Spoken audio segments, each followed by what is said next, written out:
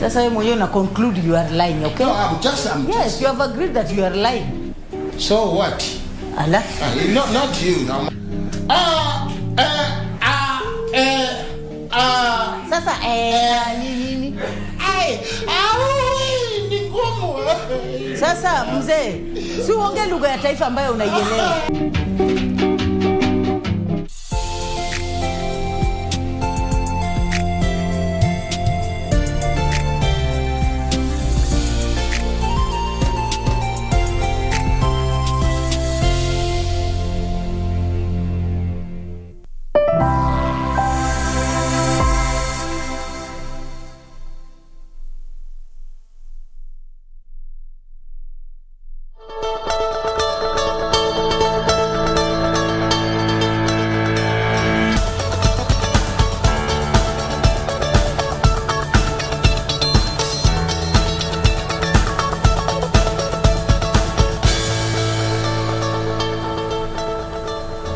Right, karibu sana to the show, and we're glad that you are up again with us on Good Morning Kenya. This is KBC Channel 1. You know how we do it. Get to our social media platforms, talk to us and tell us where you're watching us from on this 10th day of May 2023. 21 more bodies were exhumed yesterday in Shakahola, and the CS says that the exercise is far from over. He said that he's linking that particular, massacre to some high-profile people who are still under investigation, and very soon the authorities will catch up with them. Let's wait and see what will happen today down there in Shakahola. Welcome to the program. My name is Victor Olo. Doreen, good morning. Good morning and beautiful morning to you, our viewers, from wherever you're watching this program from. We always appreciate you making time, joining us 6:30 all the way to 10 a.m. Monday through Friday. And even as we speak, schools are still reopening, today being day 3, and money is yet to be disbursed to schools. Schools heads are decrying as the 30%, which is what is slated for the second term, is yet to be disbursed. And even as we speak, still the ministry owes schools 25% from first term. What does this mean for learners and principals and the whole education fraternity alike? And at the same time, even as this is happening, JSS teachers are yet to be paid since January 30th, when grade 7 really, came on board, or when they opened school. Really, what does this mean for the Ministry of Education, and just what exactly is the state doing in regards to this? Some of those questions being asked by parents, learners, and those in the education fraternity alike. Nonetheless, beautiful morning to you. Always a pleasure to have you on board. This is Good Morning Kenya. Welcome to the program. The death toll from the Shakahola tragedy has shot up to 133, and this is after 21 more bodies were exhumed yesterday. We'll be keeping tabs on that development. Good morning, I'm Regina Manyara. We have so much lined up for you in as far as news updates are concerned, including what is happening in the political scene. We also invite you to peruse through our website, that is www.kbc.co.ke. But first things first, let's bring you up to speed with stories that have been making headlines. And we start off with matters of the Shakahola tragedy, where the tenure of the Judicial Commission of Inquiry into the Shakahola tragedy has begun, and this is after it took taking of oath of office, setting the stage for public inquiry, even as ODM leader Raila Odinga, through his lawyer Paul Mwangi, moved to court to challenge its constitutionality.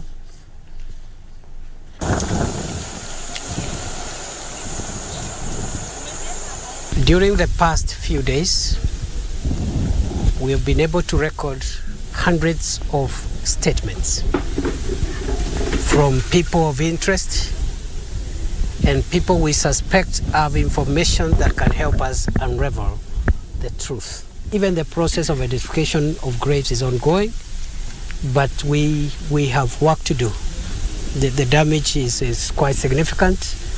At the moment, we have 20 mass graves that are being opened, and we suspect the graves could be having several victims. But again, once more, we just want the public to know that the process is far from over, and we want to do it so carefully that we don't leave any of our people in this forest, alive or dead.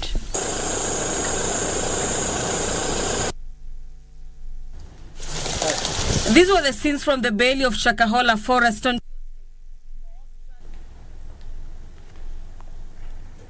bodies were exhumed from the shallow graves, increasing the death toll to 133. 5 more people were rescued from the brink of death, bringing the total number of those rescued to 68. Interior Cabinet Secretary Professor Kithure Kindiki, who returned to the scene of tragedy as phase 2 of the exhumation of the bodies resumed, said security agencies have zeroed in on those who have been aiding the controversial preacher commit the heinous crimes. During the past few days, we have been able to record hundreds of statements from people of interest and people we suspect have information that can help us unravel the truth.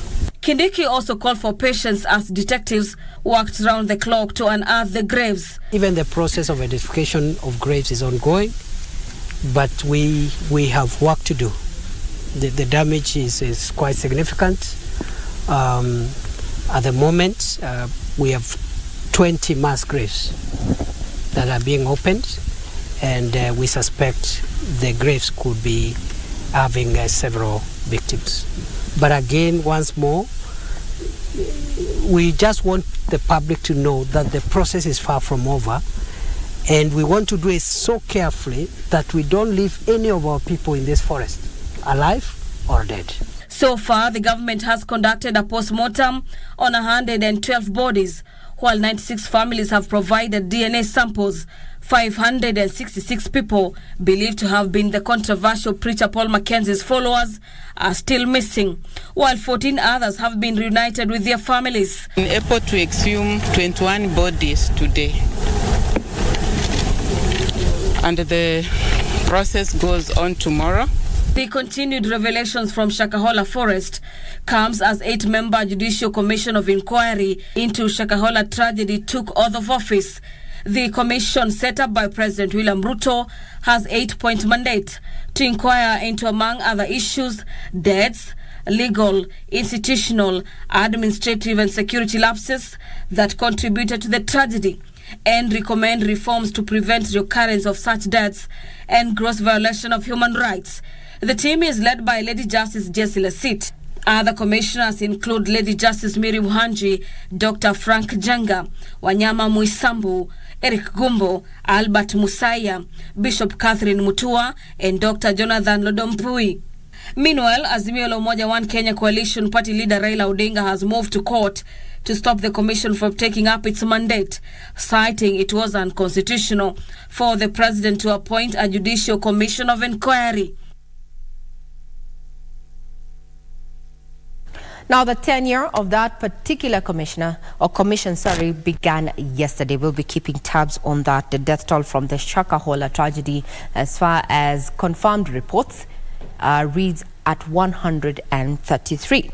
Now, the petition that facilitated the issuance of orders freezing 28 bank accounts of embattled Kilifi preacher Ezekiel Odero will be determined at the Mombasa High Court on Monday, the 15th of May.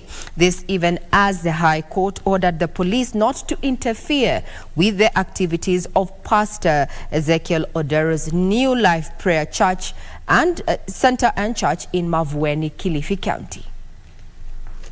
Led by a battery of lawyers, among them Senior Counsel Jared Magolo, Cliff Ombeta, Dunstan Omari and Shadrack Wamboi, the defense lawyers informed the High Court Judge Olga Sewe that the state agencies had acted in bad faith in seeking for orders to freeze Ezekiel's bank accounts and failing to inform the court that there was a similar petition filed before the High Court. Even as the state prosecutors defended the need to have their accounts frozen as they were investigating a case of money laundering following intelligence reports that Ezekiel was dealing in organ harvesting business.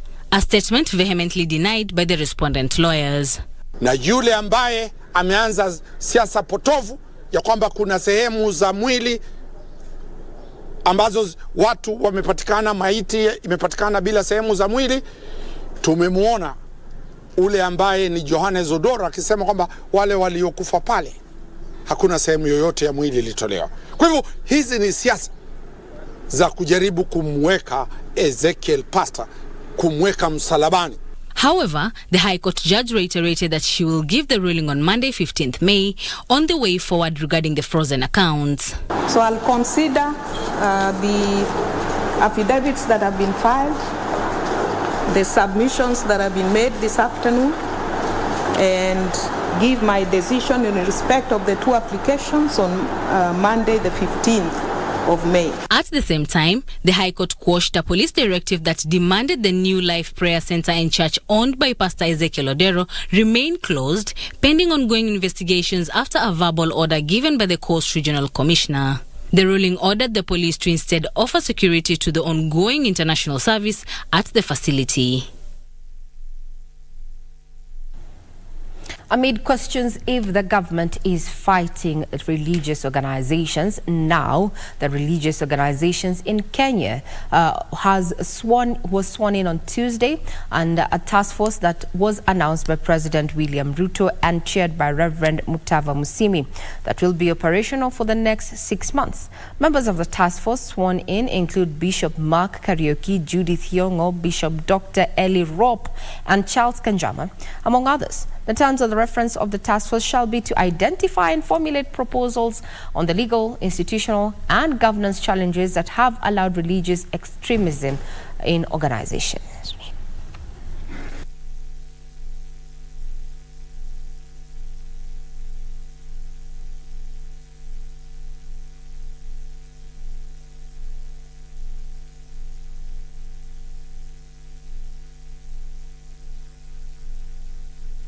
Let us use the process and the opportunities provided by the Commission of Inquiry and the Presidential Task Force to ensure that our religious diversity is a source of strength and harmony rather than division and conflict. That the Kenyan people who are looking up to us to deliver for them.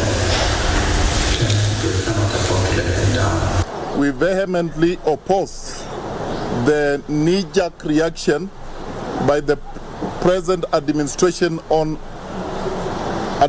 against our religious liberty, which has created and gazetted a task force on 5th May 2023.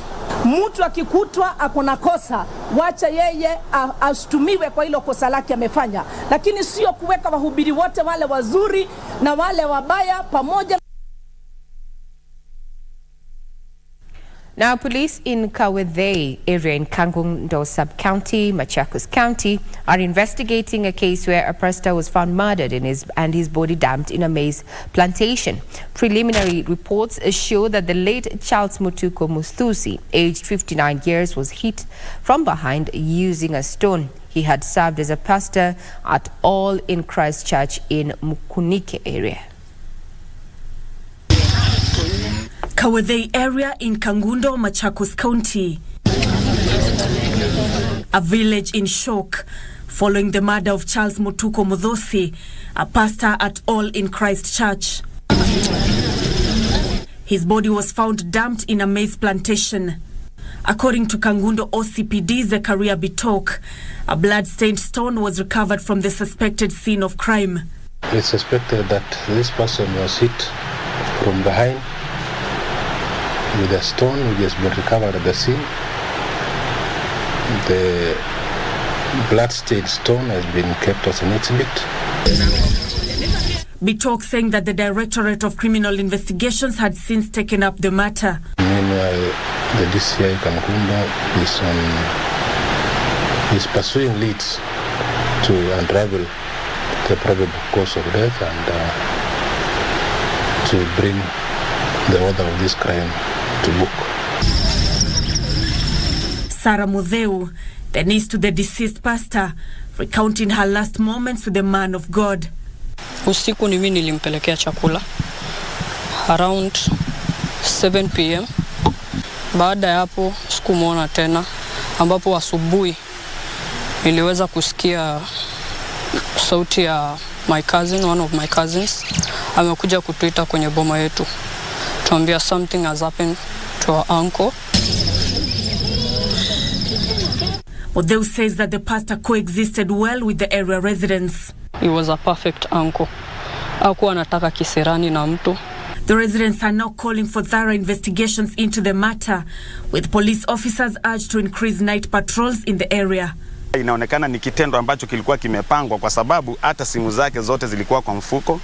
Alikuwa hata hakuna kitu chake amepoteza. Wangefanya patrol jioni, labda wangepatana na kitu kama hiyo, kwa sababu hata mwenye ameuliwa labda alipiga nduru lakini hakuna mtu alisikia. Hii ni jambo la kutisha sana. Inamaanisha sasa wafanyabiashara, residents wa Kawedhei hata kwenda nyumbani wanaongopa. The body of the late pastor has been moved to Nguluni mortuary as investigations into the incident continue. Now to bilateral trade ties, where Kenya and Israel will work together to eliminate trade barriers between the two countries. President William Ruto and Prime Minister Benjamin Netanyahu said there exists huge potential between the two countries. However, the absence of direct flights between Kenya and Israel is a serious impediment that continues to hamper trade and tourism. President Ruto made the remarks on Tuesday when he met the Prime Minister of Israel at his office in Jerusalem. The president said the review of the bilateral air services agreement gives Kenya Airways and El Al, the flag carrier of Israel, an opportunity to elevate their operations. The president said it was time Kenya-Israel cooperation was enhanced due to the subpar trade volumes. Today, Kenyan exports to Israel are worth 1.1 billion shillings, while imports from Israel amount to 7.5 billion shillings a year.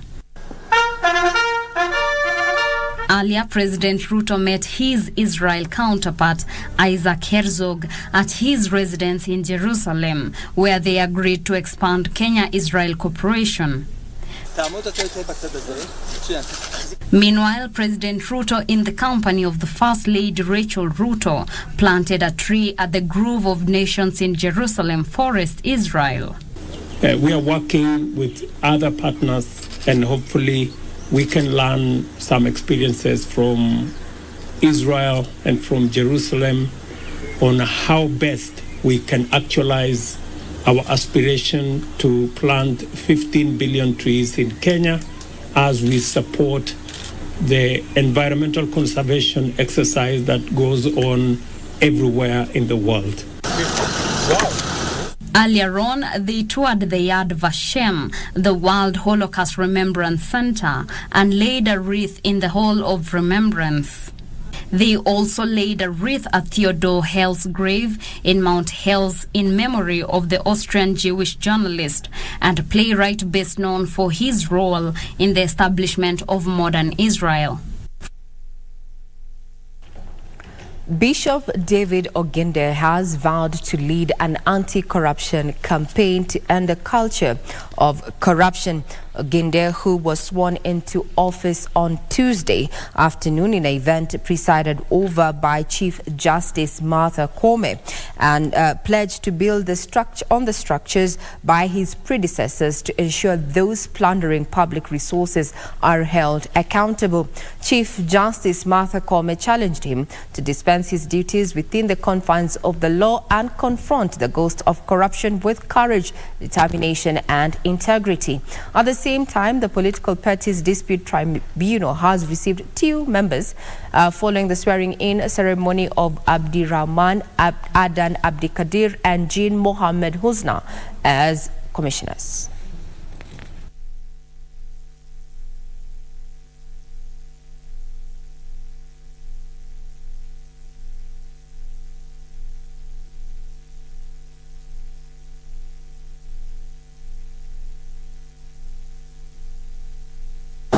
As we all acknowledge, EACC is a very vital institution in our country's quest to uphold the rule of law, to promote good governance, and most importantly, to fight corruption. I wish to draw your attention to the fact that Chapter 6 of the Constitution indeed represents Kenyans' long-held hope for a corruption-free country. Moving forward, we intend as a commission to prioritize the taking of stock of the current efforts to inform future interventions, to strengthen corruption intervention to address the root causes of the vice, to forge strategic partnerships with relevant people for a holistic approach to tackling this matter. Measures will be seeking support in the following areas: the strengthening of the legal framework for the effective fight against corruption and the recovery of corruptly acquired assets, institutional support to ensure adequate capacity to fight corruption, public and private sector institutions to put in place effective measures to prevent corruption and unethical conduct. Godspeed on that. Now, the Data Protection Commission has been urged to expedite the formulation of laws that will ensure organizations that breach the public data privacy are prosecuted. This was some of the views presented by the public during the Commission's county awareness outreach in Garissa County. During the third session of public awareness by the Office of Data Protection Commissioner in Garissa County, residents questioned measures put in place to ensure legal action is taken against those linked to data privacy violation. This issue of these money lending apps, whereby somebody else borrows money from that company, then they write you as a reference. So you are the one who's always getting calls or messages demanding for the payment of a loan that you don't even took. Sometimes you're not even aware that person has indicated you as a reference. My right is infringed in terms of data. And for example, CRB. Maybe they have my information, and I sometimes requested through writing to them to erase my information. Maybe I took a loan and I repaid, but they have the data, and they refuse to erase or to remove that information from their database. What is the way forward? Stakeholders present during the one-day workshop stressing on the need to ensure information about the vulnerable in the society is protected. So fast, like these AI systems that they're developing are being installed and are being standardized. So we find ourselves in a position where, unfortunately, the law and policy is always playing catch up with technology. The private entities, when it comes to data protection by design, the infrastructure in place, the network in place, is it secure? I think that's something we really need to look into.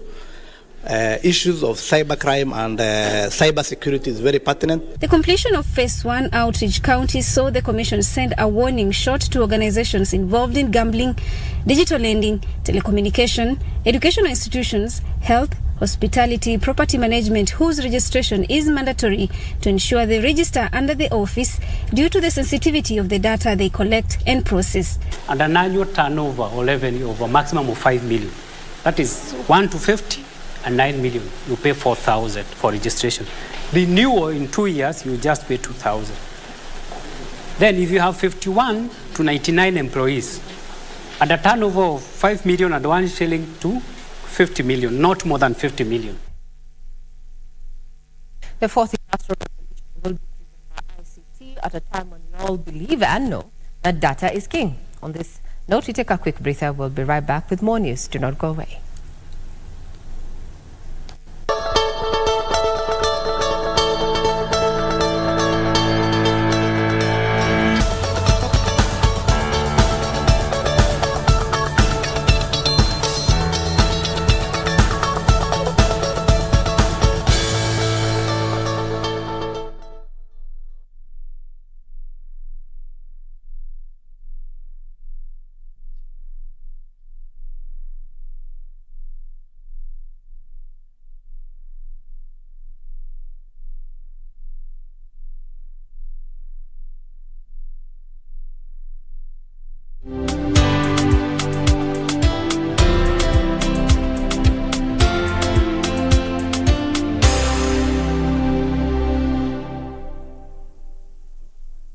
differently.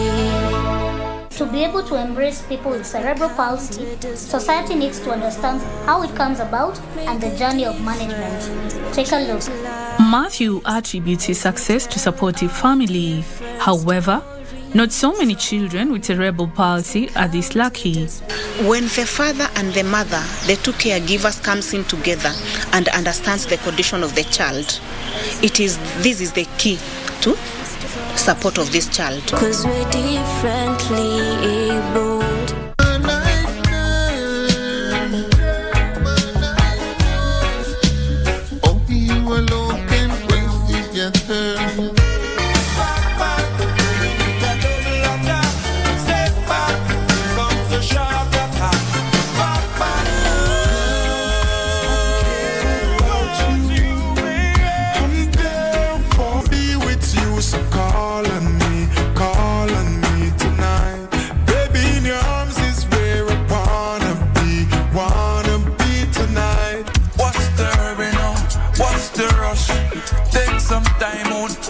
Some kush, like to shut up, you're always on the go.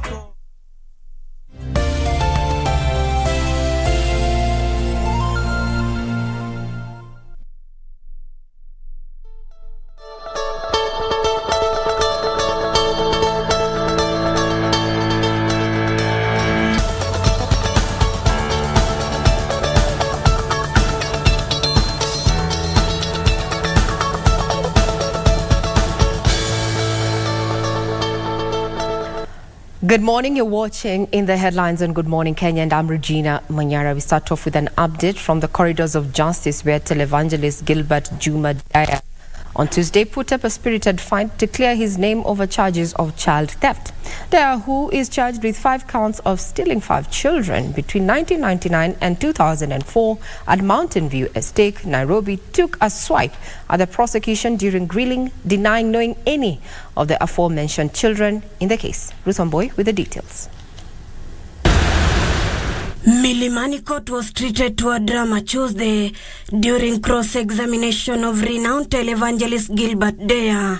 Appearing before trial magistrate Robinson Ondeki, the 71-year-old asked the prosecution to produce children as evidence of bringing their parents to testify in the criminal case. I was not in the country, and all those which were telling me, I saw them one day.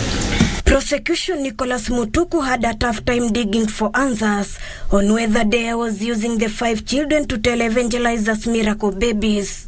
That the lady who claimed those certificate was charged for was acquitted by the court.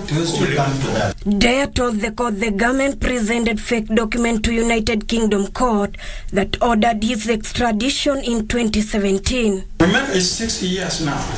No one has come there. You are putting in the witness, not even to connect the case.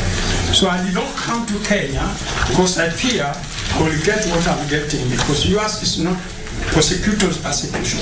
During re-examination by his lawyer John Swaka, Daya, however, confirmed to the court he has since divorced his wife, Mary Daya, but has 2 children, David Daya and Sarah Daya, who reside in the UK. You haven't bring me anybody as from the child. Now you are going around telling me, oh Bishop, you did not come to Kenya. I not come because of that. But I'm sorry I was brought up to Kenya. But I know court will give me justice. Magistrate Ondieki gave the defense and prosecution each 7 days to file in their written submissions, and the matter be mentioned on 31st May to confirm compliance. Ruth Wamboi for Good Morning Kenya.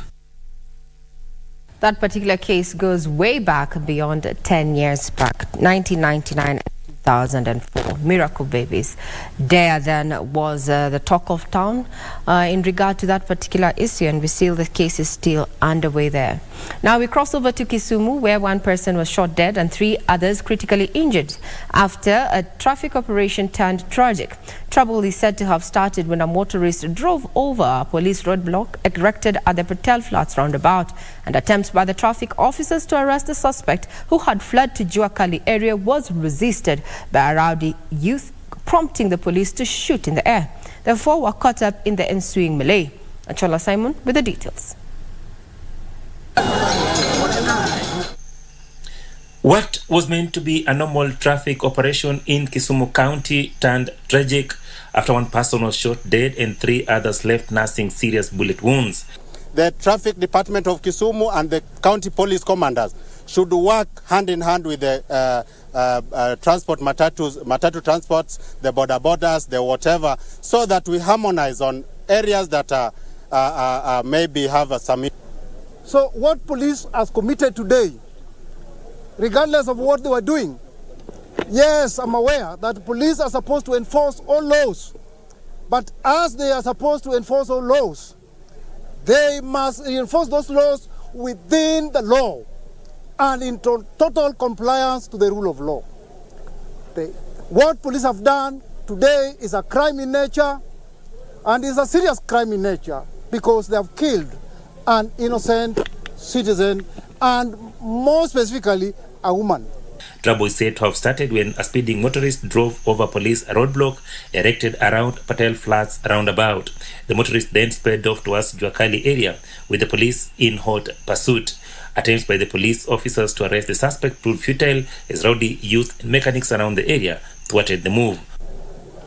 The police traffic has got a role to control, a role to guide the traffic. But to shoot the innocent people is not acceptable in Kenya today. Kuna njia mingi ya kushika gari kifanya makosa, si ndio? Kwa sababu tuko na NTSA. Ukifanya makosa na gari yako, wanachukua registration, wanapeleka, wanafanya search, wanajua nani amefanya makosa, si ndio? Lakini yao wanafukuza gari mpaka kwa garage, mahali watu wanafanya kazi. So vile watu wa garage walisema, kwa nini unafukuza gari mpaka kwa garage? Na mko na minumbingi ya kufanya nini? Ya kujua nani amefanya makosa. Then wakadisagree na polisi, instead ya kutumia kuacha basi waache hiyo gari hapo, warudi kwa police station, wakafungua live bullets. Kuna mama mmoja alikuwa anapita tu very innocently, akachapwa na risasi kwa pikipiki. Sasa nasikia amekufa. Kuna watu wetu pia wamepigwa risasi. What followed was running battles between the youth and the police. At some point, the rowdy youth gathered around the central police station and attempted to set ablaze one of the police cars. Human rights activists want those behind the shooting arrested and prosecuted. Regional commander, I appeal to the county commander, the OCPD and the police hierarchy to ensure that law and order is maintained, but maintained according to the law without having rogue officers getting involved and shooting our people indiscriminately. Now from Kisumu is that the United Nations Human Settlements Program, UN Habitat, has expressed its commitment to working with the Kenyan government in reducing the housing deficit in the country that stands at 200 housing units per annum. This comes at a time when the government is working on the implementation of the affordable housing project. In Africa. Speaking in Nairobi during a meeting with Kenya Editors Guild, the United Nations Human Settlements Program UN Habitat Executive Director Mahmoud Mod Sharif noted that the country is facing a housing deficit and it is high time for them to work with the government to reduce these figures. The governance here is also include of the rules and regulation, the enabling factor, meaning that to make it easier for the investor to invest in the country and or in the cities in terms of to invest in housing. When you have a house, it's not only a roof on the head, it will also include mobility infrastructure, also include provision of health clinics, hospital, and also provision of jobs. This deficit has been linked to three main global crises, which include COVID-19, climate crisis, and urban crisis. We are lagging behind, largely also due to the pandemic and multiple crises that we are facing today globally, and no country and no continent is immune to the challenges. The private sector was further called upon to join the Kenyan government in promoting the provision of shelter and housing. and also leadership in the private sector to put housing as a priority, as a capital for investment. Implementation of the housing levy there continues to elicit a lot of debate in the social media platforms, with various stakeholders coming out to say it and even opine that it should be voluntary. Well, we'll be keeping tabs on that. We remember that the finance bill also might shed light into exactly what the government intends to do on as far as the implementation of that is concerned. Now we speak matters health, where doctors have suspended their plan to go on strike after a successful engagement. So the government pledged to address their grievances. The Kenya Medical Practitioners Pharmacists Dentists Union Secretary General Davji Atela on Tuesday revealed that the Ministry of Health has committed to setting the payment of intern doctors by the end of 22nd of May and posting of interns by 30th of May. The doctors who had earlier issued a strike notice have, however, given the government an ultimatum of 3 weeks to honor its promise, failure to which the doctors will call for a nationwide strike. Health services across the country may be paralyzed if medical practitioners make good their threat to down tools in the next 1 month after postponing a recent notice. On Tuesday, the Kenya Medical Practitioners Pharmacists Dentists Union Secretary General Davji Atela, who held a meeting with intern doctors, noted that the union is in talks with the government. The CS promised that these interns will be paid by 22nd, that is next week. They also promised that these interns will be posted in the next 2 weeks. We want to say that in our discussion today, even if we are going to continue discussing on this issue of suspending the strike of the interns, these dates are committed. Part of the grievances included payment of intern doctors 6 months arrears and delayed posting of 360 interns. This, in essence, compromises the much-needed quality health care in our public hospitals. Yet we have the skills of the doctors that otherwise will be helping in reducing those lines in different facilities in the country.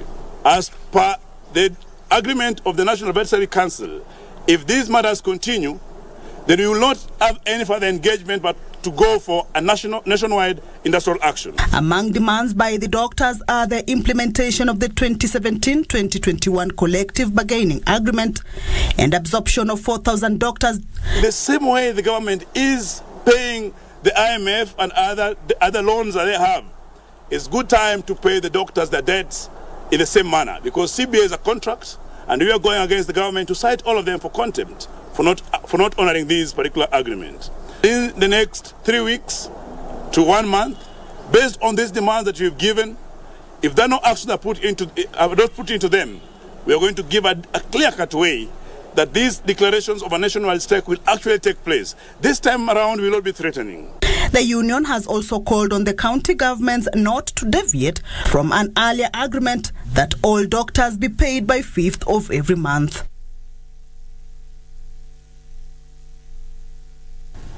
Well, if you have been to a public hospital, you might attest to the person actually attending to around 80% of the time, those intern doctors, so they need to be paid. Now to the counties, the police have arrested 2 bandits and recovered a firearm in Makutani, Baringo County. Police Commandant Julius Kirago revealed that the 2 who were arrested on Tuesday morning have been on their radar for some time now. Elsewhere, Meru County Commissioner Fred Ndunga has called on the local administration to step up the war on illicit brews, warning that any laxity in this war will not be tolerated. As the ongoing security operation intensifies in the North Rift region, 2 bandits have been arrested in Mukutani, Baringo County. Baringo County Police Commandant Julius Kirago revealed that the 2 were arrested on Tuesday morning after a tip-off from the members of public. Yeye ni mmoja ya wale ambaye ni suspect ya wizi ya uzaji wa risasi pande hii ya Tiati. Sio wao peke yao haswa, tuko na majina. Baringo County Commissioner Stephen Kutwa expressed optimism that the war on security will be won, saying they were narrowing down on chief perpetrators. Waliweza kushikwa eneo la Tangul Bay kupitia kwa information, kwa sababu walikuwa katika ile rada ya officers wetu. In Meru, the fight on illicit brew has intensified, with local administrators being urged to be vigilant to ensure that the menace is dealt with once and for all. Wale ambao wanasanya protection fees, protection money kutoka kwa wagemaji wa pombe haramu na wauzaji wa bangi na wahalifu wengine, chuma chao kimotoni, lazima waondoke. Similarly, in Murang'a County, Police Commander David Matthew has instructed all security officers working in the county to lead by example in the fight against illicit brews, contrabands and drugs. Kila mtu anaenda kwake kuhakikisha kwamba wale ambao wanahusika na utengenezaji wa pombe haramu na wale ambao wanahusika na mambo ya uuzaji wa marijuana wameweza kukamatwa na kupelekwa kotini mara moja. Matthew noting that it would be a challenge for drunk officers to effectively fight the alcoholism. In Turkana County, Governor Jeremiah Lomurukai now wants the proposed construction of a police station on the border between West Pokot and Turkana counties stopped until both sides are fully involved. Mambo ya kukuja kujenga police station.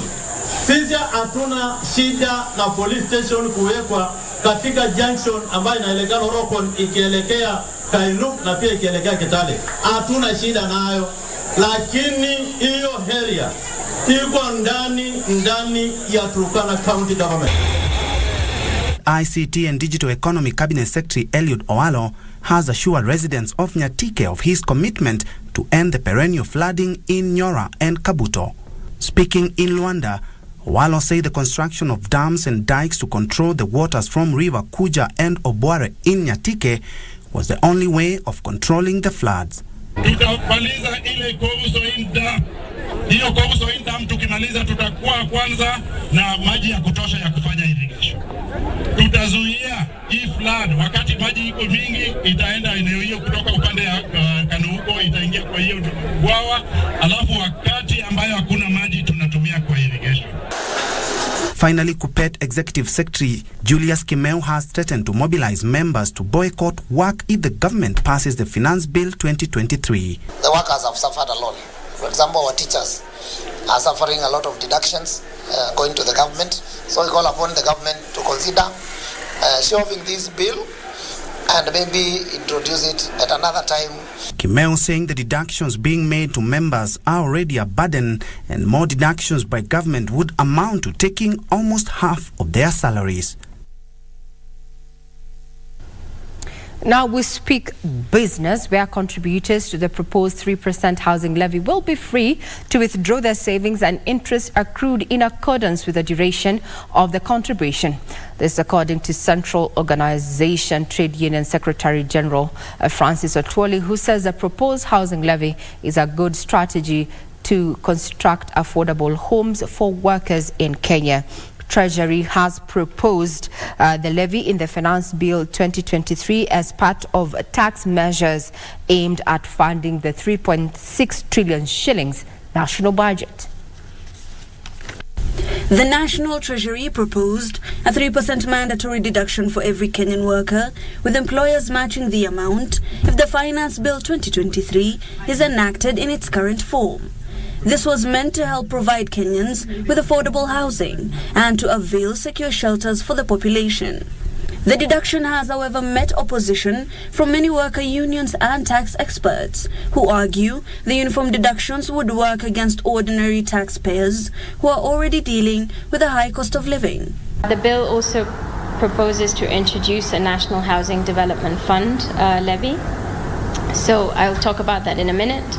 But if we take all these changes into account, the net, the income of employees will take a significant hit. And the marginal rate of tax, if we take into account statutory and social contributions, will be well over the 35%. The levy will also act as a means of investment for contributors, which will accrue interest over time, basing on the initial 5 billion shillings invested by the government on the same. KOTU, the umbrella body for worker unions, has however come to defend the proposed housing deduction as a sure way of ensuring there is a chance for even minimum wage workers to eventually become homeowners. In addition, Atwoli says the deduction, which shall not exceed 5,000 shillings per worker, will accrue more benefits in the long run. Atwoli is now calling on worker unions to embrace dialogue in the matter, which would be for the greater good of the country's economy. That's also a developing matter at a time when we are all crying, especially when Jiko is crying the high cost of living. We'll be keeping tabs on that particular development. Now we cross over to Tana, where small-scale farmers along Tana River will be compensated instantly in case of crop failure or loss of livestock due to flooding. This follows the launch of a flood insurance solution using data modeling and satellite imagery to predetermine flood thresholds. River Tana is prone to flooding, leading to extensive damage to crops and livestock, resulting to significant losses. A new solution by Britam Holdings in partnership with Oxfam in Kenya and global insurer Swiss Re aims to cushion small-scale farmers living along the banks of the River Tana from the adverse effects of catastrophic floods. The solution uses water level data to determine historical patterns of flooding along the River Tana. I see this as one of the key ingredients in focus-based action, which means it's something that happens before a crisis happens. It's already packaged, it's up to date, and in case some triggers are reached, then you're able to now activate them so that the people who are affected by the crisis are able to get some kind of payment which will enable them to cushion them from the droughts that they are facing. The parameters will be monitored remotely, where the insurer will instantly pay flood-related claims in a bid to cushion for vulnerable households and farmers affected by floods. For designing this product, we have relied on 70 years plus river level data from Tana River as well as satellite-based rainfall data to come up with an index that can make this product both very simple for community to understand and second very easy to trigger so that the claims payment can happen to community very swiftly. Once the pilot is done and a lot of awareness is done on it and the lessons learned are brought, then a vigorous way of launching it and at a higher level using local radios will be able to reach the communities to really understand that they can insure themselves in advance. Target-based interventions. Now we cross over to sports, where the fourth edition of the Kip Keino Classic, slated for this weekend at the Kasarani Stadium, received a 321 million shilling sponsorship boost from the Ministry of Sports yesterday. The Sports Cabinet Secretary Ababu Namwamba reiterated the government's commitment to supporting athletics in the country in line with the Talanta Hela initiative. Edition of Kip Keino Classic is scheduled to be held here in Nairobi this Saturday at the Kasarani Stadium. In a bid to make the event successful, the government has donated 321 million shillings, which will go towards organization and prize money for the winners. Sports Cabinet Secretary Ababu Namwamba hailed Athletics Kenya for holding such a big event in Kenya and urged them to introduce more competitions. This fourth edition will be happening at Kasarani. And the good thing is that it's going to be open to the public. Really, it would be criminal if we don't fill that stadium. And I want to use this opportunity to ask the people of Kenya, let us jazz our study on 13th May, this Saturday. The gates will be open from as early as 6 in the morning. Let us come and cheer our athletes. Athletics Kenya Senior Vice President Paul Mutui has called on Kenyan athletes who will take part in the event to give their best. This competition has become part of a rich Kenyan heritage in athletics owing to the many years of prowess and success in this sport by our long and middle distance runners. Kenya has become synonymous with athletics over the years and continues to do so in major international competitions. Olympic 200 meters silver medalist Kenneth Bednarek and United States 4x100 meters relay world champion Aaron Brown from Canada, Sha'Carri Richardson, Kyra Jefferson, Tonisha Terry, King Kyrie, reigning men javelin world champion Anderson Peters from Grenada and sprinter Jerome Blake from Canada have already arrived in the country to take part in the event. Set the date this Saturday. Now, KCB volleyball team departed the country for Tunisia yesterday evening to defend their Africa Club Championship title. Kenya will be represented by 3 teams in the continental event that is set to be held between the 13th and the 26th of this month in Niobol, Tunisia. KCB volleyball team to the African Club Championship was flagged off today by their sponsor in a brief ceremony held here in Nairobi. The team is expected to leave the country tonight for Tunis, ready to defend their title. The Bankers are the first Kenyan club to win the trophy since 2013 when Kenya Prisons were crowned champions. The team that will be captained by Edith Wissa has been boosted by 5 new players who incorporated into the team early this year. They include Esther Mutinda, Juliana Namutira, Elizabeth Lemosiani, Faith Cherotich and Pauline Chemutai. The Japheth Munala charges have been training and honing their skills at the Ruaraka Sports Ground. The team beat Al Ahly of Egypt 3-1 in the final match staged at Kelibia, Tunisia to win last year's title. Volleyball in particular, we have been playing a role to build volleyball as a sport and youth development for the last 3 decades. And today we are here to usher our KCB volleyball team.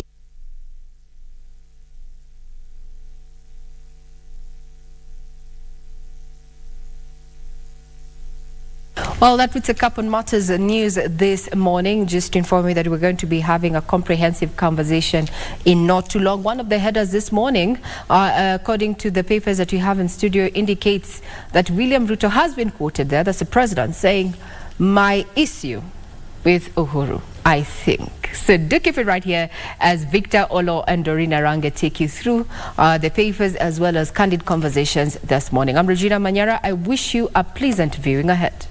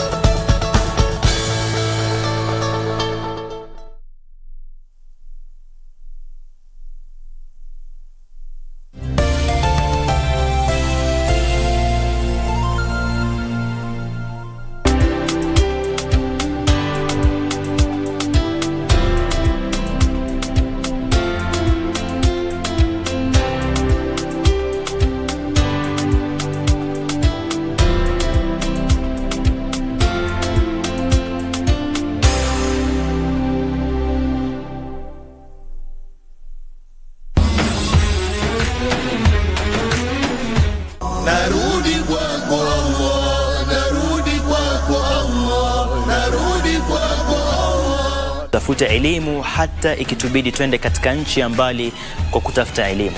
Mwenyezi Mungu amekumba wewe, amekupatia riziki, oxygen, neema, afya, maji, anakuletea mvua. Mwenyezi Mungu amekupatia neema, wa in ta'uddu ni'matallahi la tuhsuha wa ma bikum min ni'mat fa min Allah. Chochote katika neema mko nacho ni kutoka kwa Allah. Halafu uende ukaabudie mawe, Mungu atakubali.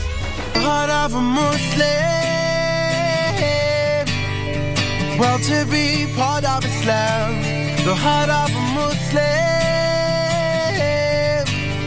United we will always stand.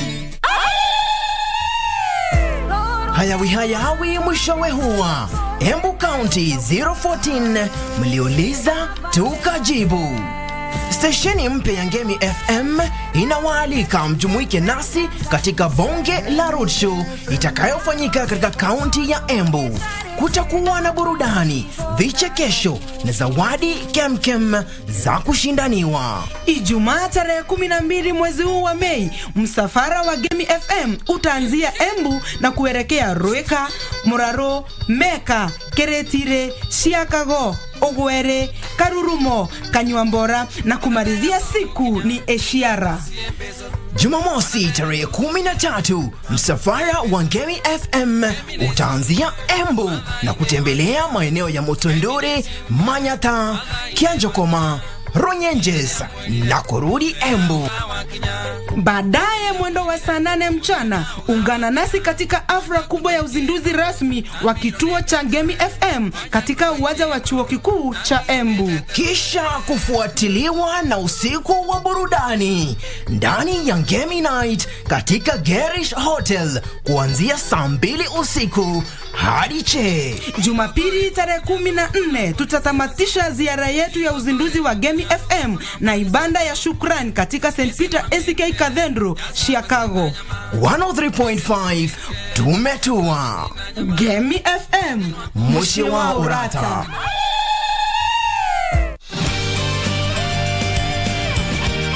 Slowly, your spouse is less important. I feel so lonely. I want to cry. What a big surprise. My God! Jenny. Isn't this our one and only Jenny? If you have time to come, you're all welcome.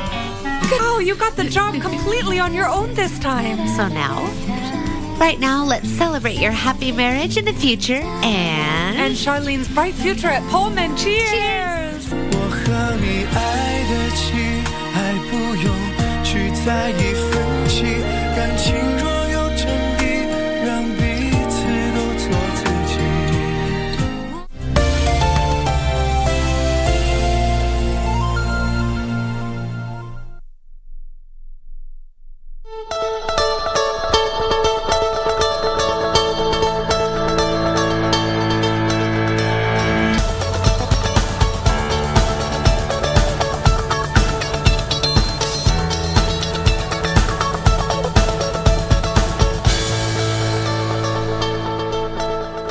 Welcome back and thank you for staying with us. Let's take a look at what we have on our local dailies. Let me start with a copy of the Star newspaper. Inside President Ruto's 710 billion shillings growth strategy. Inside President Ruto's 710 billion shillings growth strategy. The fund, according to the plan, is to fund 450 billion shillings worth of projects using tax revenue, and some of the amount will be used to complete Uhuru's mega projects and promote ventures linked to bottom-up plan. Shortly giving you details. And then still there on the front page, chaos in Kisumu after police kill Form 2 girl in absurd shooting. That happened yesterday in Kisumu. Relief for Kamau after his 33 million shillings corruption case is withdrawn. That is former Transport CS Michael Kamau. Yesterday joined the list of civil servants who have had their corruption cases withdrawn since the new administration took over power. So the DPP told an anti-corruption magistrate that the state doesn't have sufficient evidence against him. Ezekiel fights to unfreeze bank accounts under DCI investigation. Police have been ordered not to interfere with the operations of Pastor Ezekiel Odero's New Life Prayer Center and Church. The evangelist on Tuesday put up a spirited fight to unfreeze his bank accounts that are being investigated for alleged money laundering. Let me give you the details here. According to the President's 710 billion shillings development strategy, there are, of course, outlined there for you key projects that are linked to former President Uhuru's projects. You can take a look at that completely fleshed that for you on page 5. But among them, Treasury documents show that Ruto intends to spend 162 billion shillings on infrastructure, most of it on completing projects initiated during Uhuru's tenure. All right, just before we continue, I want us to cross over to the Methodist Guest House and Conference Center here in Nairobi, where the Cabinet Secretary, Minister of Information, Communication and the Digital Economy, that is Eliud Owalo, is attending the official kickoff of preparations for the Lake Region International Development Conference. Let's cross over and take a look what the CS is saying. Or the thematic areas.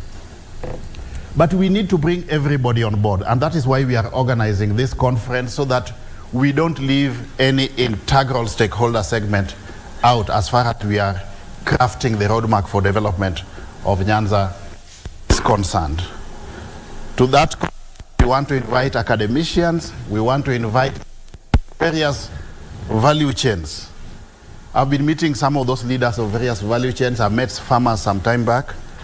I'm meeting fishermen, I think in another week or so. I've met several other stakeholders. I've met teachers. All these people need to get the opportunity to come to this conference so that they also give us what, in their view, is what we need to do. What is it that we are not doing right? And what is it that we can do better? I really like your theme towards economic transformation of the Nyanza region. And if we are aligned to that theme,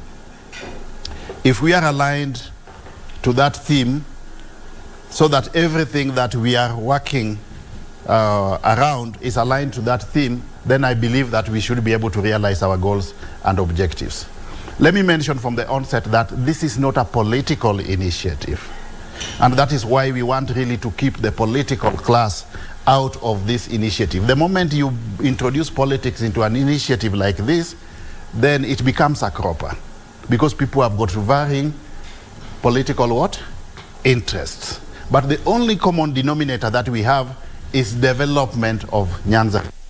That is something that all of us would wish to do what? Would wish to see.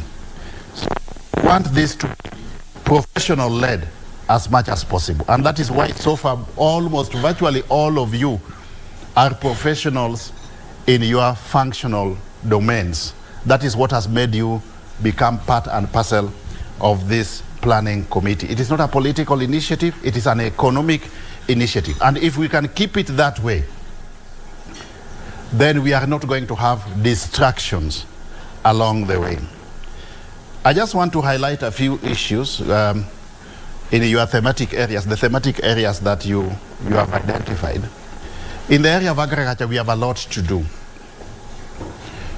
The sugar companies are not doing well. And as government, we have said we are going to first of all pump money into this so that we start by paying off the debt which are owed. And then we will see how to realize those.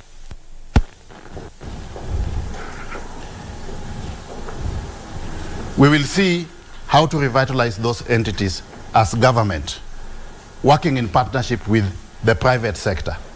Already, the Ministry of Agriculture is engaging the farmers and other stakeholders in that regard. When it comes to food security, again, as government, we have said we are going to put money into production. We are going to subsidize production as opposed to consumption. That is why when we came into government, the first thing, Betty, I don't know what you are whispering to the chairman, because I keep on seeing you whispering, and then the chairman smiles. I don't know what you're...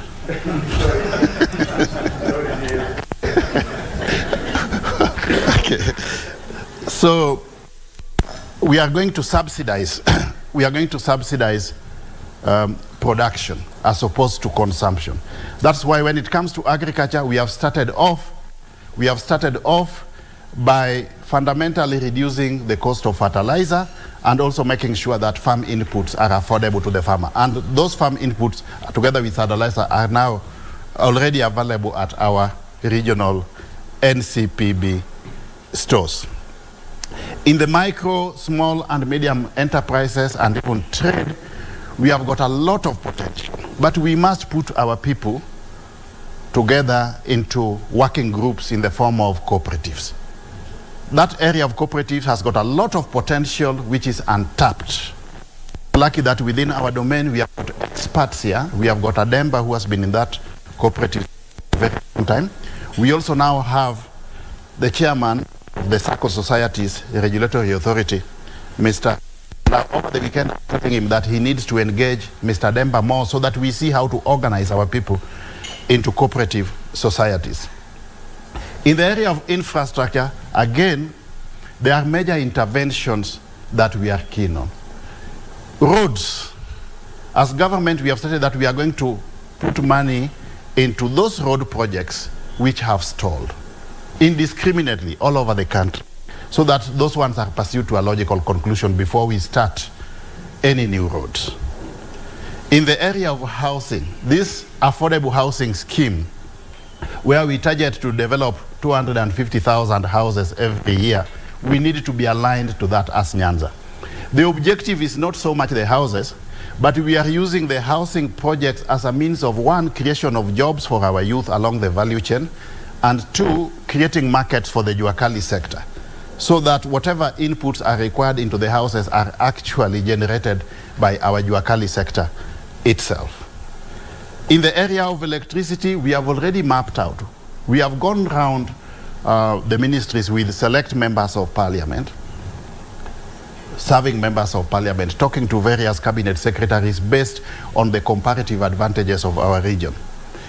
In electricity, we have already mapped out key electricity projects by way of last mile connectivity that we need to undertake. And for a start, we are going to launch last mile electricity connectivity, targeting schools, targeting hospitals, and targeting local communities in a minimum of 8 constituencies for a start. Money has already been put into those projects, and this is something that should start in another 1 week or so, depending on availability of the relevant cabinet secretary. While still on infrastructure, water is another opportunity. Again, we have mapped out as government various water projects that we need to pursue. We are aware that we have got the Koru Soin Dam, which would be a major game changer in that region. That dam will help us by way of irrigation. It will help us for purposes of water, and it will also help us for purposes of power generation. That is something that we are keen to pursue. Within the space of the blue economy, there's a lot of potential. And just for purposes of your information, when we formed government as Kenya Kwanza, in our first cabinet, the first project that the president has appended his signature to is the Kabonyo Fishing Training Institute. And that project is costing a whopping 3 billion shillings. The contractor has already been procured. It will be commissioned within the course of this month, before the end of this month, so that our fishermen can be by way of modern fishing techniques. But we will go a step further and also identify the necessary interventions in the field of the space of fish caging and other appendages. But more specifically, it is actually quite embarrassing that fish is there in Lake Victoria, but within Kisumu itself, we are eating fish imported from China. So we need to ask ourselves, where did we go wrong? I'm very happy with some initiative undertaken by an entity called Victoria Farms, somewhere in Homa Bay, yeah? In Beta, yeah? In Beta. That's a major initiative. And this just shows you that the private sector has got a lot of potential in almost all these facets, and we need actually to tap into the potential of the private sector.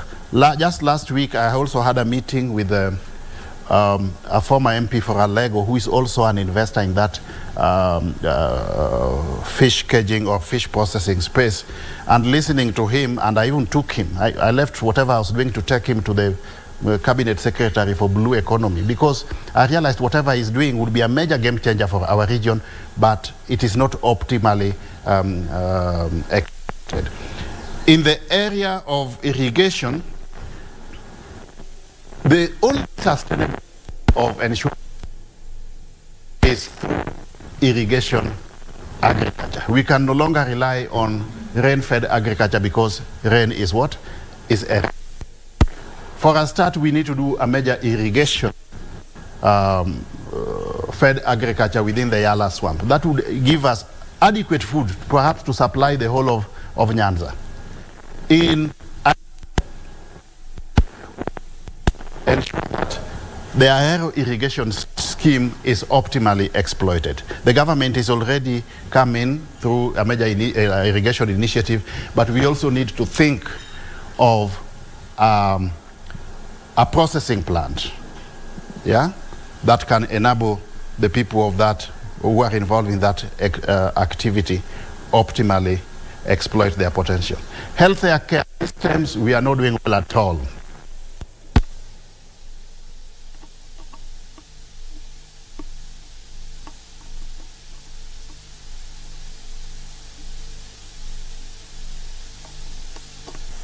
That need to be upgraded. I realized that in my constituency, my own constituency, had nothing to talk about. There's nothing that you can talk about being upgraded. That just shows you how badly we are doing. There is virtually no health government-sponsored, major government-sponsored health activity in my own constituency. So again, we need to think, what do we need to do with our health facilities? As much as health is devolved, there is just so much that the counties can do. What can we do through public-private partnerships? And quite a number of you have got a lot of networks, global networks, which we can exploit so that we our health systems. Education, Nyanza used to be the cradle of education. More specifically, Siaya, where I come from. Or Game for that matter. Let me say Game. Yeah, but Game, yeah. Alois, I know you come from Game. I'm not telling these people that you are the brightest amongst us, because but where we need to ask ourselves, where did we go wrong? Even if you look at the admissions into the universities today, we are not doing well. What we are churning out into the job market, again, we are not doing well in the area of education. Where did we go wrong? This is a discussion that we need to have. The schools that used to do well in Nyanza, Maseno, Luak Girls, Yala, Cardinal Otunga, Ogande, they are no longer doing well. Asumbi Girls, they are no longer doing well. So where did we go wrong? That's a discussion that we need to have. Youth empowerment. Let us think outside the box. We no longer have the white-collar jobs. How do we empower our youth? Perhaps through trade and entrepreneurship. So in that vein, we need to ask ourselves, what do we need to do? Within the ICT space, there's quite a bit we already have aligned, and I'll be mentioning that shortly. Cooperatives have talked about issues to do with banking and financing. You see, our problem is not having a bank. People keep on talking about a regional bank. There's nothing a regional bank is not going to do which is not being undertaken by the already existing what? Existing banks. What we should be thinking about, and people like Ooko who are in that space for many years, yeah, will tell you that we need to think of how to pull together resources so that we have got revolving funds amongst ourselves. And the only way to do this is through the cooperative sector. When people talk about we need a bank, they think that if we have our own bank, then perhaps you'll be walking in and coming out with money. There's nothing that our new bank is going to do that the existing banks are not doing. So in the area of financing, how to finance our projects, we need to think outside the box. But in the same vein, let us think of public-private partnerships. The government can only do so much. The county governments, whatever resources they have, is like a drop in the ocean compared to the financial outlay that we require to implement the development agenda. So that space needs quite a bit of thinking and concerted effort. ICT is a game changer. It is a critical success factor moving forward. And deliberately, I've said that when we are rolling out ICT infrastructure in other parts of the country, we will also do the same in Nyanza. Yeah, we are rolling out fiber, 100,000 kilometers of fiber. In that space, as we do that, we'll ensure, we have already mapped out all over the country areas which don't have connectivity. And we'll ensure that Nyanza is also covered, just like other regions. Digital laboratories. This is a major game changer.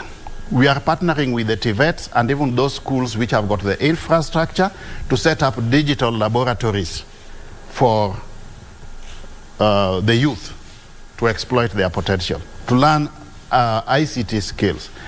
As they learn the ICT skills correspondingly or simultaneously, we are also reaching out to global technological companies to get for us jobs. Somebody like Dr. Mark Matunga has been very useful for us in this region.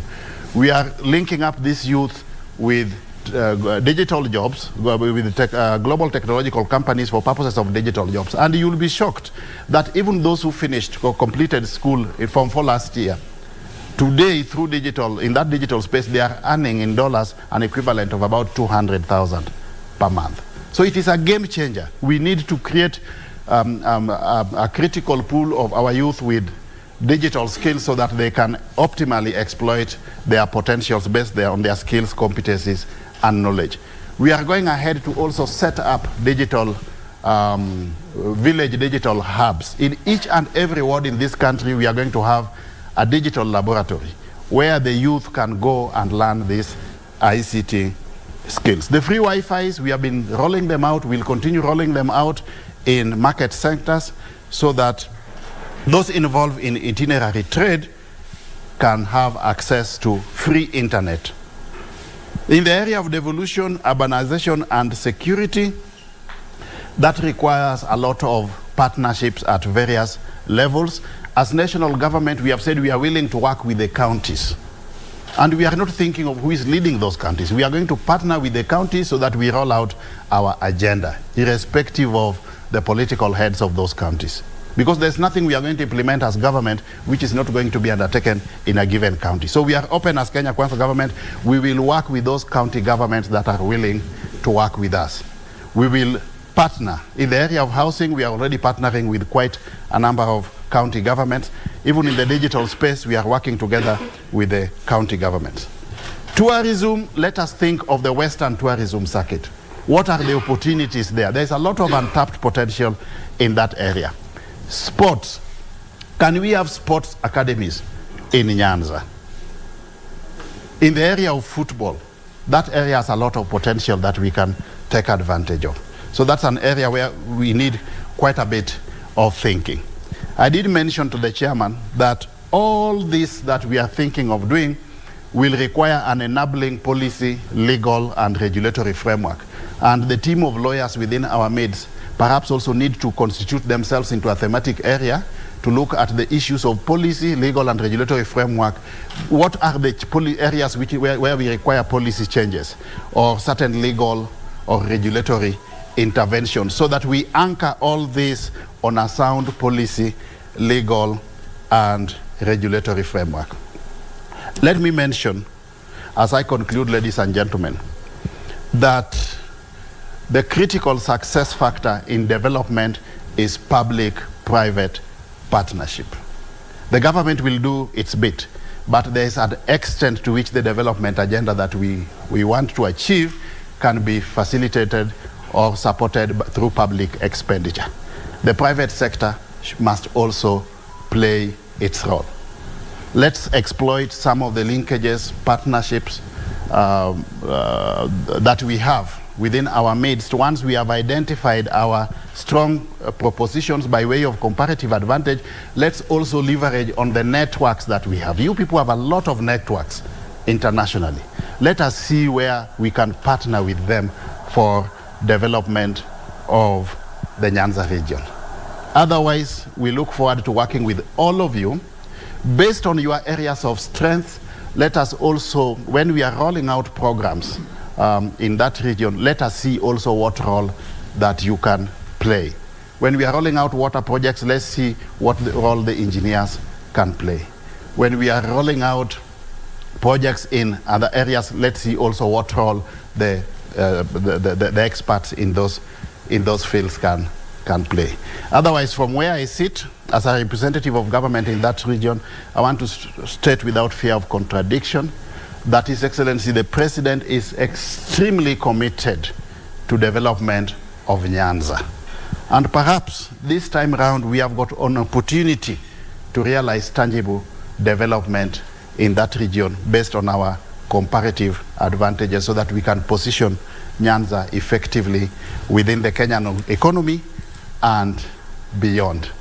Thank you very much, and I look forward to working with you towards a successful implementation of this process.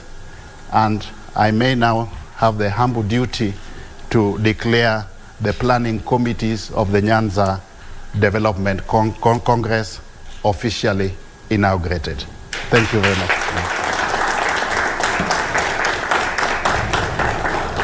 Thank you, Waziri Karui.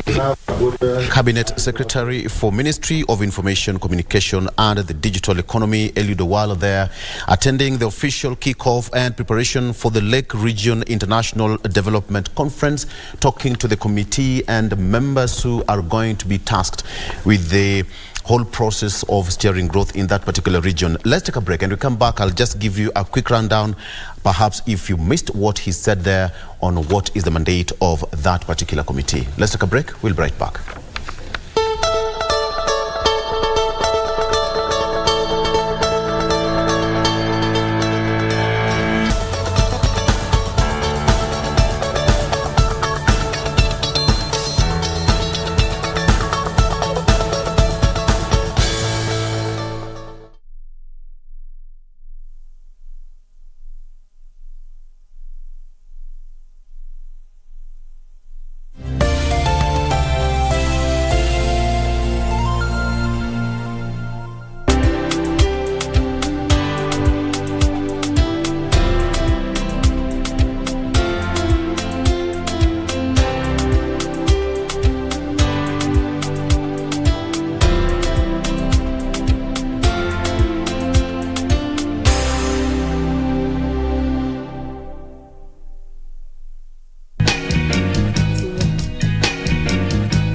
Tunaweza mchunguza. Me and you.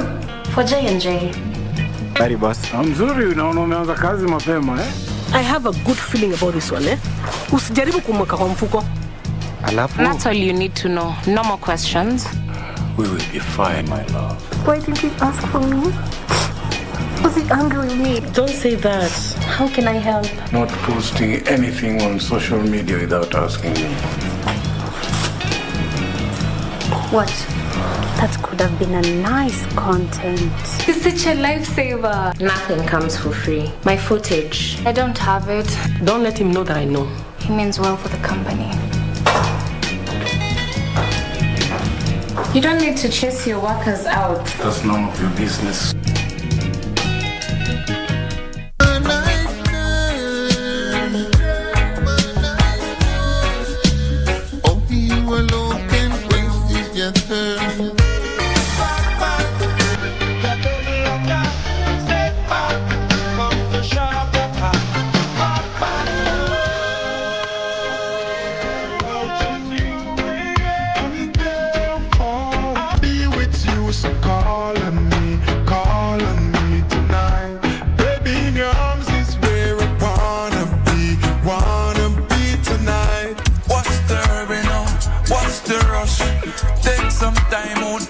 Some kush, like to shut up, you're always on the go.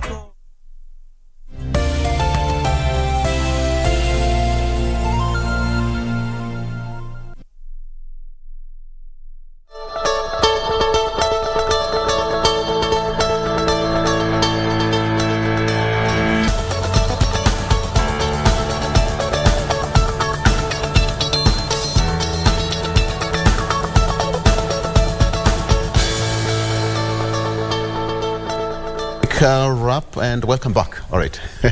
A quick recap on what the minister, the CS for Minister of Information and Communication, that is Eliud Owalo, has just spoken to members, the committee.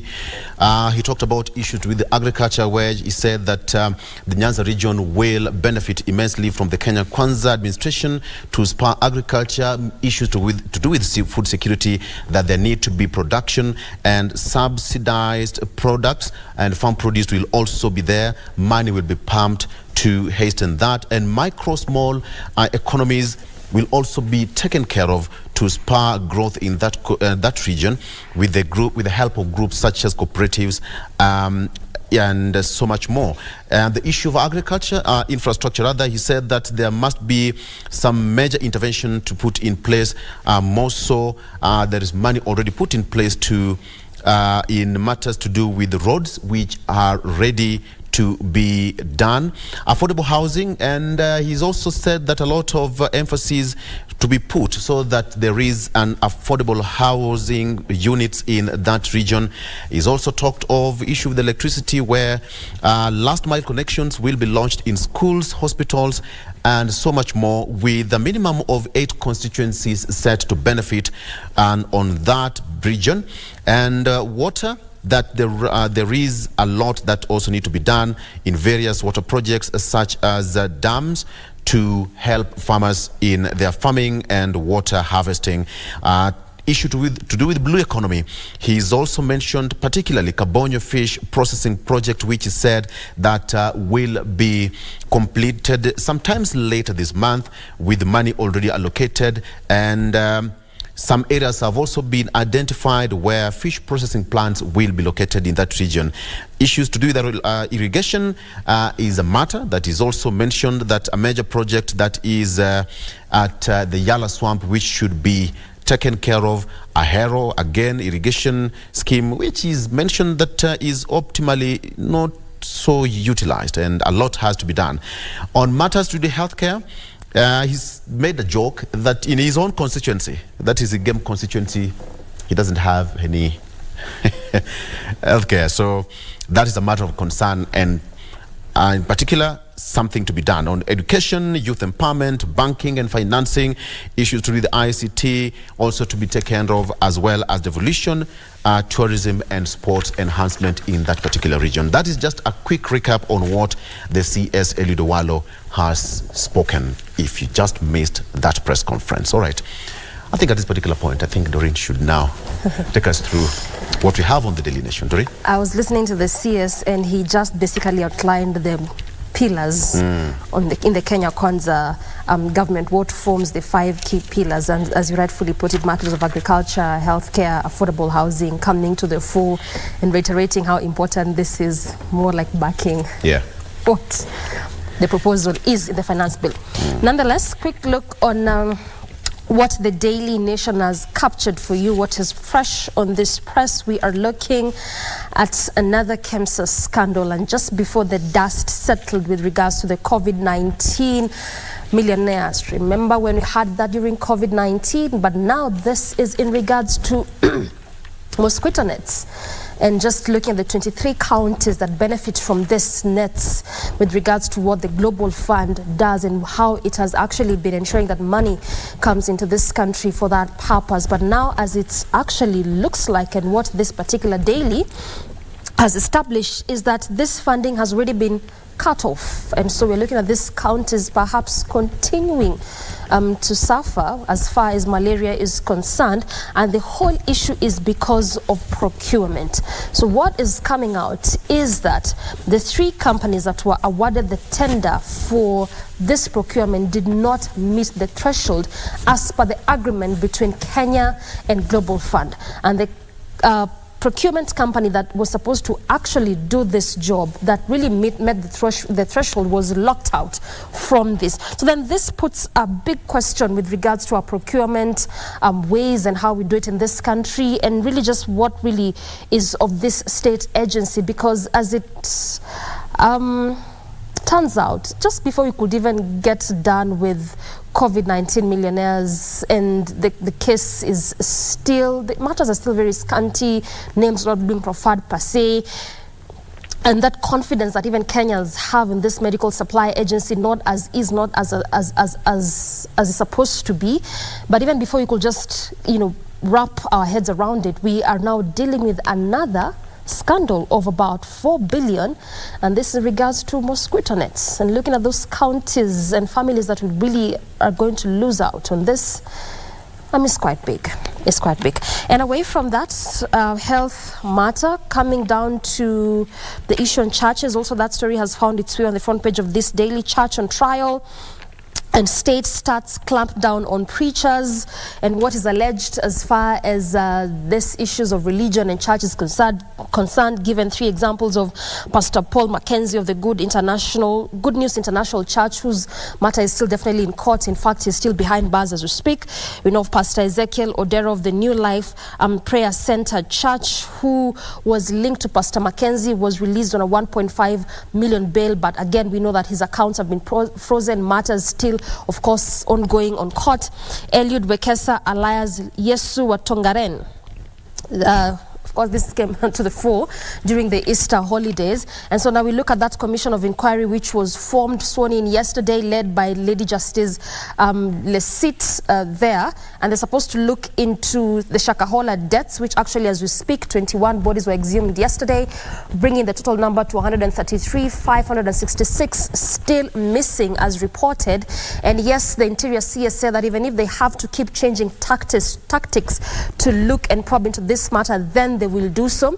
Aside from probing into the Shakahola deaths, they're also supposed to review laws and policies governing the religion. But we saw a bit of a downsize, or a bit of actually a setback with regards to this commission, whereas there's mere leader Raila Odinga saying that this was not a preserve of president to actually commission this inquiry, but this is actually rests with Parliament and not the president. But that is what they're supposed to do as this commission of inquiry, to just probe into these matters. We also know that this is something that is before the Senate to look into regulation of churches. Perhaps they will look into this when they resume from recess. And also matters of education have well dominated this paper. In fact, the back page is just basically what is happening in the education sector, and this is in regards to the reopening of schools. Yes, that happened on Monday, yesterday, and also some institutions are resuming school today. But the biggest question or challenge, hurdle being faced by this institution is the question of funding. Capitation is yet to be released to these schools, and I'm talking about both primary and secondary schools. In fact, from what we know so far, is that the 30% that was supposed to be sent to secondary school in the just concluded first term, that hasn't happened. Only 20 to 25%, actually it's 50% that's supposed to be sent, and then 25% is what has been sent so far. And from what school heads are saying is that first time is one of those biggest time. Of course, even from your just being in school, you realize that a lot of activities happen during first time. I'm not talking about a drama festival, the science and engineering fair, popularly known as Science Congress, and the number of activities that happen during first term. So they say that this capitation is really quite less. It has hampered a lot of their activities. Second term is here, 30% is supposed to be sent, but with a deficit of 25%, what is their surety that even this 30 is going to be sent, even as learners are going to school? And so when you look at some of these issues as far as also JSS teachers is concerned, non-payment of these teachers since when JSS resumed or when they opened on 30th of January. And so you're looking about 3 months of non-payment of these teachers. And also from what we know is that in most of these schools, especially public schools, we're looking at 2 teachers only. And these 2 teachers, they are actually teachers who are teaching the same subject, and we're talking about 14 subjects in this grade 7. So really there's quite a lot happening in the education sector in regards to that, but we also wait to see how the ministry is going to be responding to this, especially when it comes to capitation and channeling money to the different schools, and most importantly also the day schools in this country. Victor. Right. Okay. The issue capitation, and of course various stakeholders in the education sector has also raised a lot of questions, talking about the last time that was done, it was way back years ago, and there need to be some capitation for parents as well. Okay, let me quickly, before we took that link, let me take you into some of the inner pages of the Star newspaper. That CS Shakahola deaths well organized criminal disaster. That's according to CS Kithure Kindiki. He says that the exhumation so far, they have exhumed 20 graves, but a number of victims could be higher. The exercise still continues in Kilifi. And on that note, Kindiki and AG Muturi will be quizzed today over Shakahola deaths. That is the Senate committee probing the mysterious cult deaths in Kilifi. Today will today question CS, that is Interior Cabinet Secretary Kithure Kindiki, and Attorney General Justin Muturi. The two will be the first to appear before the ad hoc committee that has lined up several people and groups for questioning as it seeks to get into the bottom of the deaths. So that, according to the chairman of the committee, Tana River Senator Dunstan Mungatana, who said that the CS will appear before the committee at around 10 a.m. That is at 10 a.m. and then later on in the afternoon, Attorney General Justin Muturi will appear before the committee. That is, of course, our reporters will also be taking a look at that, and it's going to be a big story later in our bulletin. Battle for Jubilee heats up as MP seeks to block Uhuru NDC slated for May 22nd. Hassan Osman wants the court to declare the meeting illegal, and he also asked the political parties dispute tribunal to block the May 22nd Jubilee National Delegates Convention convened by retired President Uhuru Kenyatta on April 4th. The former ruling party is roiled by leadership wrangles between the factions allied to Uhuru Kenyatta and those allied to President William Ruto. So the two factions are trying to seize control, threatening to sink the once formidable political vessel. We have Kanini Kega faction there and Jeremiah Kioni faction on the other side, all fighting for the heart of Jubilee Party, who is going to be the Secretary General. Okay, it's going to be an interesting case there. Okay. And the National Assembly Speaker gave them, is it days? Yeah, to sort their matters out there before. Yeah, because they did want Sabina to be dropped from that minority whip. Deputy minority whip. Deputy, exactly. Yeah. So, as it is, the former president said that they'll still have that particular convention. NDC. Yeah, at the Bomas of Kenya, and he'll personally take charge of that NDC. I am just looking at Jubilee Party, and I keep asking myself, I know we did have this conversation last week, actually a day like this, really what happens to ruling parties. When you look at Jubilee, it was one large party. Yeah. At some point, we saw those defections moving away to now what came and formed UDA.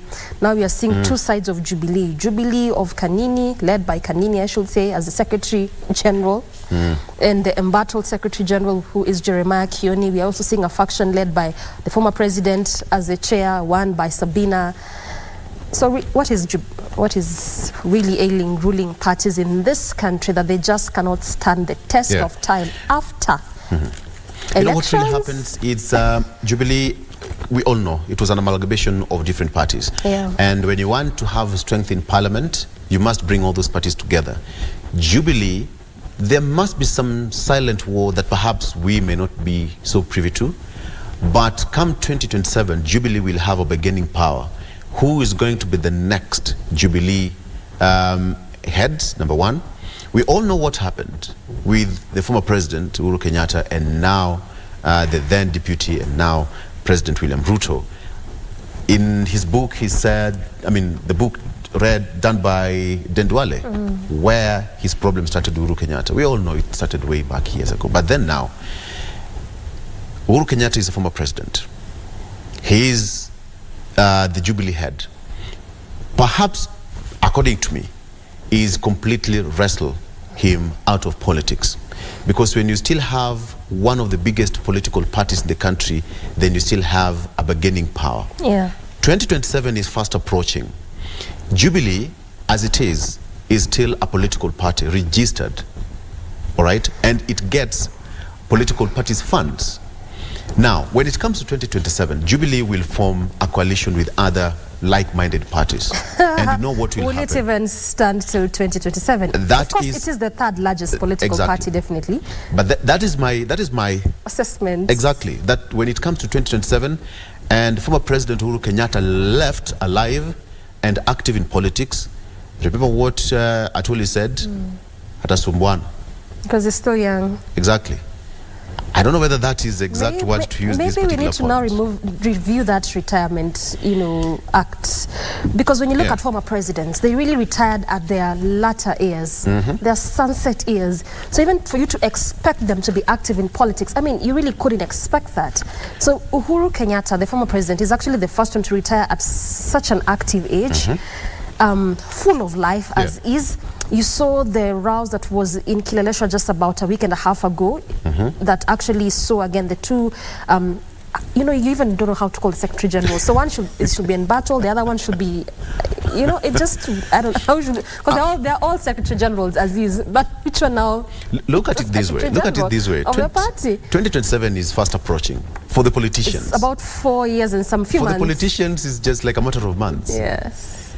You have the third largest party in Kenya active with members still in the National Assembly. And you go to 2022 with the former president who is still influential, so to speak. He will have a bargaining power for the next election. And you all know what happens during party negotiations. When Atwoli said that he's still young, he should be angaliliwe kando, and this and that, this and that.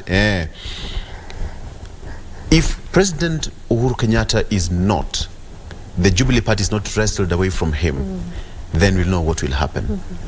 One of the 48th laws of power says that if you want to finish your enemy, make sure that you do it to the pulp. Finish him completely. That's a good book, by the way. 48 Laws of Power is a good book. Finish him completely. And perhaps... But there's some, should I say, analysts or experts who are saying then this should also perhaps speak something to UDA as a ruling party. If this has been the trajectory and the trend and how things are, if 10 years of ruling is anything to go by, then this should say something about the current ruling party.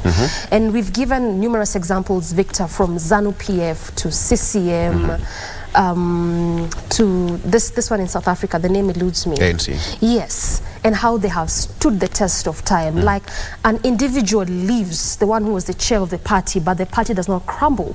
In fact, even for those who have party indiscipline, we had the former president of South Africa the same. For those who have party indiscipline, they would even be axed from the specific parties. But in this country, you really don't quite see that. In fact, you really see a lot of, like what we saw even in regards to party hopping. It depends on the party discipline and the party constitution. I mean, even the registered political parties and even the disciplinary committees in these political parties are always formed towards elections. And that's the problem. That's the problem. And then, because you don't know what this party stands for. How are you going to hand over party to your rival? You form a party, but you still have got internal wrangles within the party. You want to hand over power to who?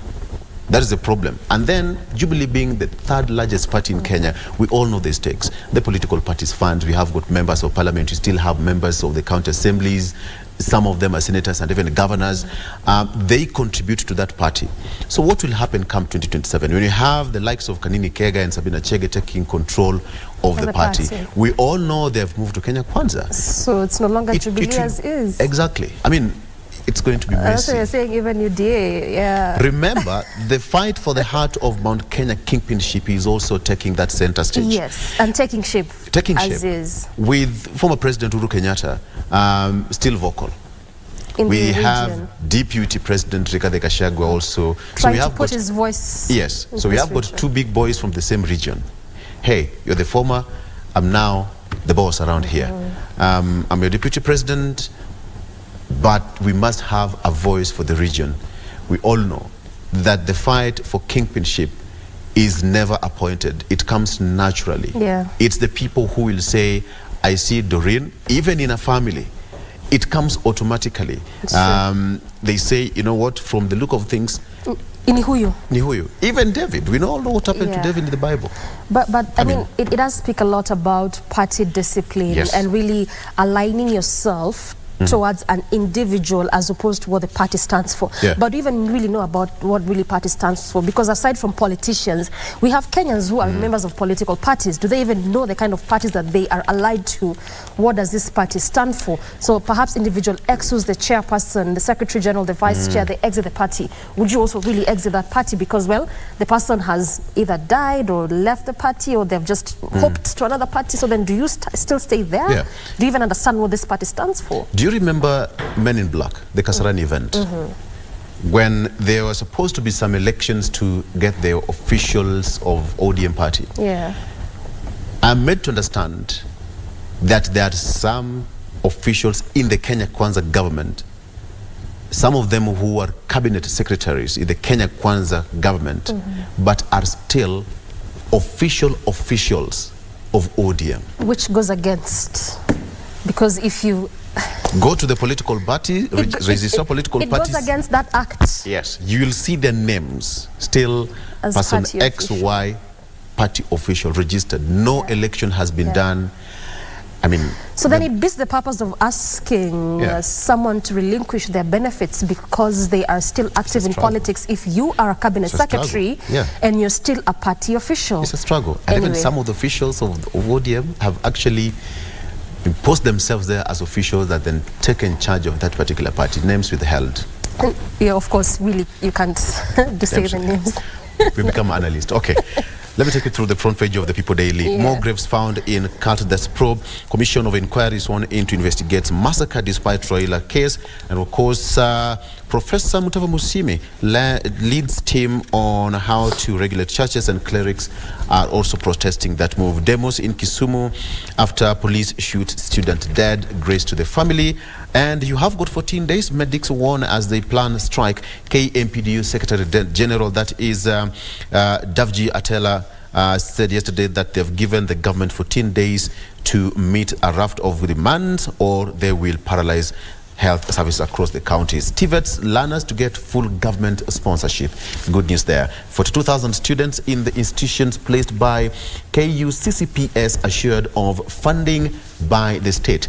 Remember, the president last week said there is going to be a new criteria on how to get government money if you are in university or TVET. Let me give you a rundown. 42,144 learners who will be placed in technical and vocational education training institutions in the 2023-2024 academic year will receive full government sponsorship. That's according to Principal Secretary Dr. Esther Moria, who said that out of these 145,325 learners who sat the 2022 KCSE exams expected to join TVET institution in the next intake starting September. Good news there for the learners. Koome swears in Oginde as new EACC chairperson. Oginde took oath of office presided over by Chief Justice Martha Koome, and of course Eliud Bukala is exiting that particular seat. KEMSA boss on the spot over workers' welfare. KEMSA medics shelve strike plans again after talks with the state. 14 days ultimatum or else. Shakahola probe team starts work amid protest. Opposition leader Raila Odinga has moved to court to stop inquiry, while Pentecostal churches have opposed commission. They say that they need something to be done before the commission starts, and there should be no victimization. Kindiki, 20 mass graves found in Kilifi, and the work is still far from over. The numbers currently stand at 133, and if they continue today, most likely the number will shoot by evening. According to the autopsies performed on the 112 bodies, most of the victims died of hunger, probably after following the preaching of Mackenzie. I am looking at that issue, and also as this commission of inquiry has been constituted, perhaps they will also need to go further, aside from the already known stories of Paul Mackenzie, also what happened in New Life International, and now we have the Yesu of Tongaren from Bungoma. There's also something that happened in Kwale just 2 days ago. In this county, police rescued 200 persons, and this included 50 children from Kwale Forest in a suspected case of religion kidnapping. So these 200 believed to be members of Rainbow Faith Ministries, Vumba, an area called Vumba in that county, a splinter group of the main SDA church in Vumbu. Yeah, it's actually Vumbu, not Vumba. Beg your pardon for that. Where they were caught fasting with orders to pray strictly 3 times a day and 3 times a night. I even do not know what is the issue with fasting, and it's just important to be fasting in these churches for you to see Jesus and go to heaven. It's quite interesting. But that was in Kwale County. That police also rescued 200 persons. And in fact, even as we speak, much as they did rescue 200, they're still probing into that. Perhaps there could be more people just around the forest area. And what was shocking for me while I was listening to this story actually yesterday was that this was a 23-year-old lady prophetess who is asking these Kenyans who are streaming from different parts of the country, aside from Kwale, to come to this small church there in that area, where they're asked to fast and pray 3 times a day and pray 3 times a night. You can imagine a 23-year-old lady prophetess. I'm just okay. Yeah, so there's a lot of probing to be done. I don't know whether I'm the one who doesn't know his Bible, but maybe I'll help me. Is there somewhere in the Bible where Jesus said that if you want to meet me, starve to death? There's no way. Okay, from what I've read so far, I've not seen. And you know, also fasting is your own violation. And Jesus, when Jesus was fasting for 40 days, he did not just fast. He did not fast to die. Yeah, there was a cause for that. There was a cause for that. So for you, the cause is to see Jesus. Yes, he did not fast to see someone. You see, for the kingdom of God, at least from what I know, is that seek ye first the kingdom. Yes. Does fasting look like seeking first the kingdom of God? No, we are just trying to think out loud. Yes, it's nothing. So we're just thinking beyond. We're just trying to imagine, and like why these things would happen the way they are. Exactly. If, like right now, I'm hungry. Honestly. And you're told to fast and see Jesus. I need something to eat. After this, I'm going to eat in the cafeteria. 40 days, Jesus fed people. We all know. People wanted food. And he told guys, what do you have around here? Aya, jamaa, leta hiyo. Kidogo kidogo, ni nini, bas. To multiply this thing. Tuange sherehe sasa. He fed people. I mean. But you know also, Victor, when you listen to some of the stories that have been covered so far, even when journalists are speaking to some of these residents, be it Shakahola, being those from people around the New Life area, even this Kwale, like even for those who have been spoken to yesterday, when they give you the reason of this fasting, I mean, it just shows you how we do not have the knowledge of this. Because you just gave a good example of when Jesus fasted for 40 days. And anytime the devil came with a temptation to him, he would counter it with the word of God. Yes. So he really had insight of why he was doing what he was doing. But for us as Kenyans who are being subjected to this, don't even understand why we, like when you're asked, why are you doing this?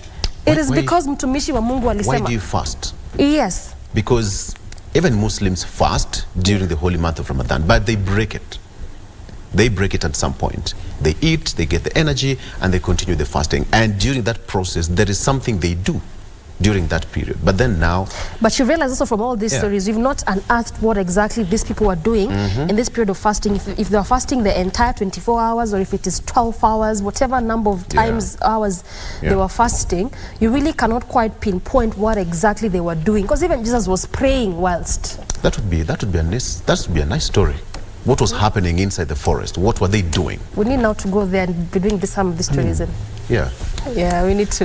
Me too. Okay. The county government of Nairobi seeks to raise the annual revenue collection to 80 billion. Currently, we are doing 20 billion. But so, Nairobi is topping the list of all counties which actually does raise its revenue. I mean, that was expected. Much as they don't meet the percentage. Yeah. So, hafai kwa kipata from the exchequer. Yes. Ama? They raise their own. Saving the last, the best for the last, of course, last of the best, is it? Which is which? Ruto. This is my problem. Yes, this is my problem with Uhuru. That is also on the front page of the Standard newspaper, Ruto. This is my problem with Uhuru. Perhaps I get it right there because lighting. There you have it. He said that the president, in a candid forward in the book, For the Record, opens up on where the rain started beating his relationship with the former president and why he thinks it all went south. The book, written by Aiden Duale. Take a look at that story. Shakahola mystery deepens as 21 bodies exhumed yesterday. How state will pick students for varsity funding? We talked about it. The story of Singer Mustafa opens up about his struggles. Once high-flying musician, the Kinyaunyau hit. For those who were born a few years ago, Mustafa is a musician. Kinyaunyau. But that story has been almost all over. Yeah. And it just shows you, I don't even know how to approach it because, well, it's quite a touchy issue, especially with regards to his mom. Yeah. And now the kind of odd jobs, as would be termed, that he's forced to do to meet the healthcare bills. And he said that he's going to do everything to help his ailing mother. That's why healthcare needs to really be made affordable. I mean, healthcare needs... How affordable is it?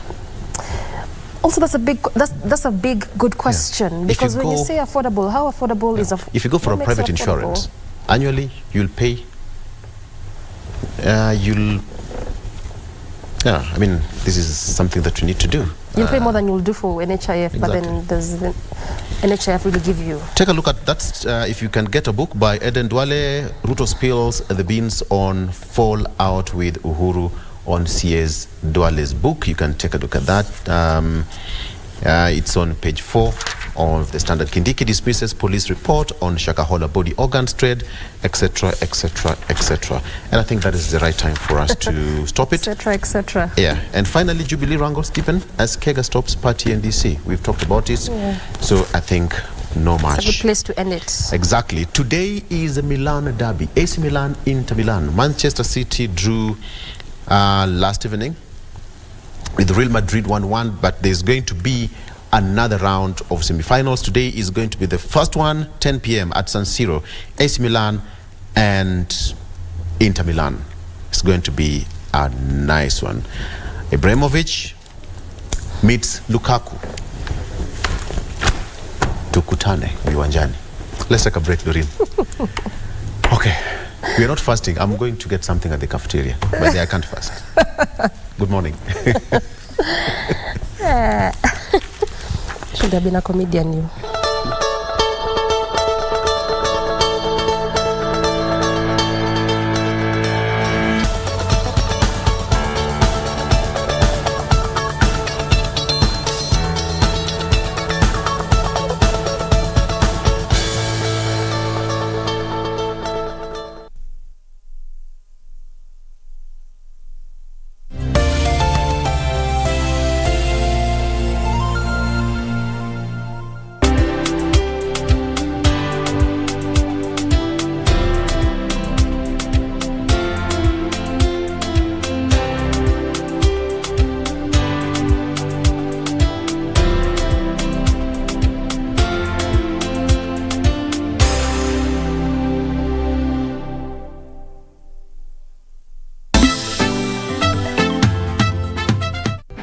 Mbozile Malume, do I need to remind you I am your elder?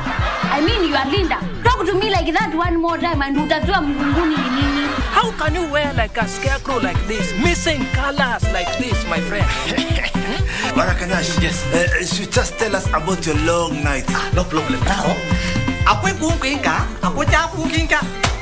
What's your name? Shout out for the lyrics, come on. Julia, say the excitement. This is the season for weddings, and so far I have been invited to how many? 4.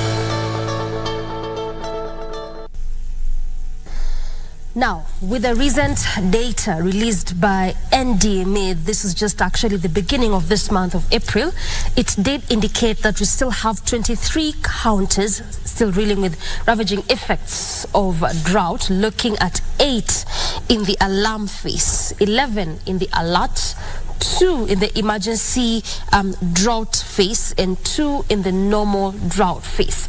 Looking at these figures is what informs our discussion in the next 14 minutes, just looking at where we are as a country as far as drought is concerned, centering our focus on Turkana County, looking at food security and water harvesting. For the same, I have created FaceTime with Dr. John Erus, who is the Deputy Governor of Turkana County. Daktari, welcome to the program. Thank you, Doreen. I just want us to brush this discussion from those figures, looking at what the National Drought Disaster Management released in the beginning of this month of April, looking at all these counties, 8 in alarm, 11 alert, and 2 in the normal drought phase, 2 in emergency drought phase. And actually, we begin from there because your county, as well as Marsabit, have been categorized in the EDP, emergency drought phase. So begin by just telling us what this basically means and how dire is the situation in Turkana. Well, thank you, Doreen. Before I answer your question, I would like to say that Turkana County in particular is a very unique county. Okay. It is the only county that borders 3 international countries. That is Ethiopia, in the entire south, southern Sudan, and the entire southern Sudan, and the entire northeast or eastern Uganda, depending on where you position it. And Turkana County is also a county that is bordering 5 other or 6 other counties. Yes. That is Marsabit, Samburu, Baringo, Marakwet, and Pokot. So indeed a unique county in that regard. So when you begin looking at food security in Turkana, or food security in Turkana, it has to be understood in that context. Meaning there may be some tremendous challenges, but there is also tremendous opportunities for development. So when we are looking at the issue of, Turkana sits right across the Horn of Africa, and we understand the challenges of climate change. We also understand very well in the history of Kenya that these counties, that especially the 2 that you have mentioned, has experienced tremendous neglect. And for some of us who are born and brought up in Turkana, we understand that the first actual initiation of development programs, socio-economic development programs in Turkana, for example, was facilitated by Christian missions, non-party state actors. And so if there is any actual effort, government effort, was actually the devolved system. So if you visit Turkana today, or Marsabit in particular, you realize that the tremendous potential that exists there today, it's actually because of the effort of the devolved system of government. And that is when people started appreciating the existence of government. Otherwise, before that, it was simply just humanitarian support, which was mostly provided by church-based organizations, non-governmental organizations. So then, good rich history you're telling us, then you're bringing also quite a raft of issues that I'd want us to converse around momentarily. Issues of neglect in this county. That's also we've seen the continuous conflict in some of these regions because of basically what you're alluding to. Nonetheless, I still want you to tell me what this emergency drought phase means for this county, and even as you respond to that, just how bad or how dire is the situation in this specific county in terms of food security? In Turkana in particular, Governor Morkai and myself are looking at the issue of drought in Turkana from three perspectives. Okay. Number one, the food basket for Turkana used to be Turkana East Sub-County, Turkana South, and a few pockets of Loima and within Takwel, Takwel River. Right now, there's a tremendous potential for us to make sure that those sub-counties become food baskets. One of the issues that may come up is that Turkana East in particular, which used to be food basket, is now one of the sub-counties with the highest cases of malnutrition. Okay. And it could be attributable to the fact that people have moved from their initial places because they feel probably they are not secure. And I think we are going to talk about, I don't want to use a specific term of conflict because conflict has a specific definition. But what I'm trying to say that because of feeling of insecurity and fear within those areas, so people have moved to Loriu, they have moved to Lokori, and so they've moved away from the original food baskets of this area of this county. Yeah. This is part of the reason as to why we are seeing this county in that classification, basically. Yes, and then of course, we all know that. There are few areas within Turkana, not because they cannot be viable for farming.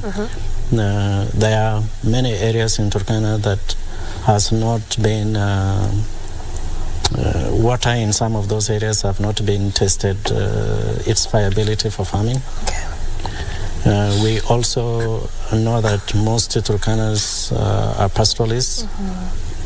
The role of non-governmental organizations and church organizations and with previous county government efforts towards integrating pastoral economy to cash economy that is involving people in business and farming and also utilizing resources from Lake Turkana is something that continues to be enhanced. It is something that resources continue to be put together. And so there is a change of attitude towards integrating this economy, and we have a platform where we can actually start implementing some of the priorities that are outlined in our manifesto. I hear you. So basically you're saying that there's a raft of issues as to why we are seeing this situation. Aside from just moving from the original food basket of the area, there's underutilization of resources. There's some of those areas that could perhaps be good enough for farming. There hasn't been so much work done in those areas.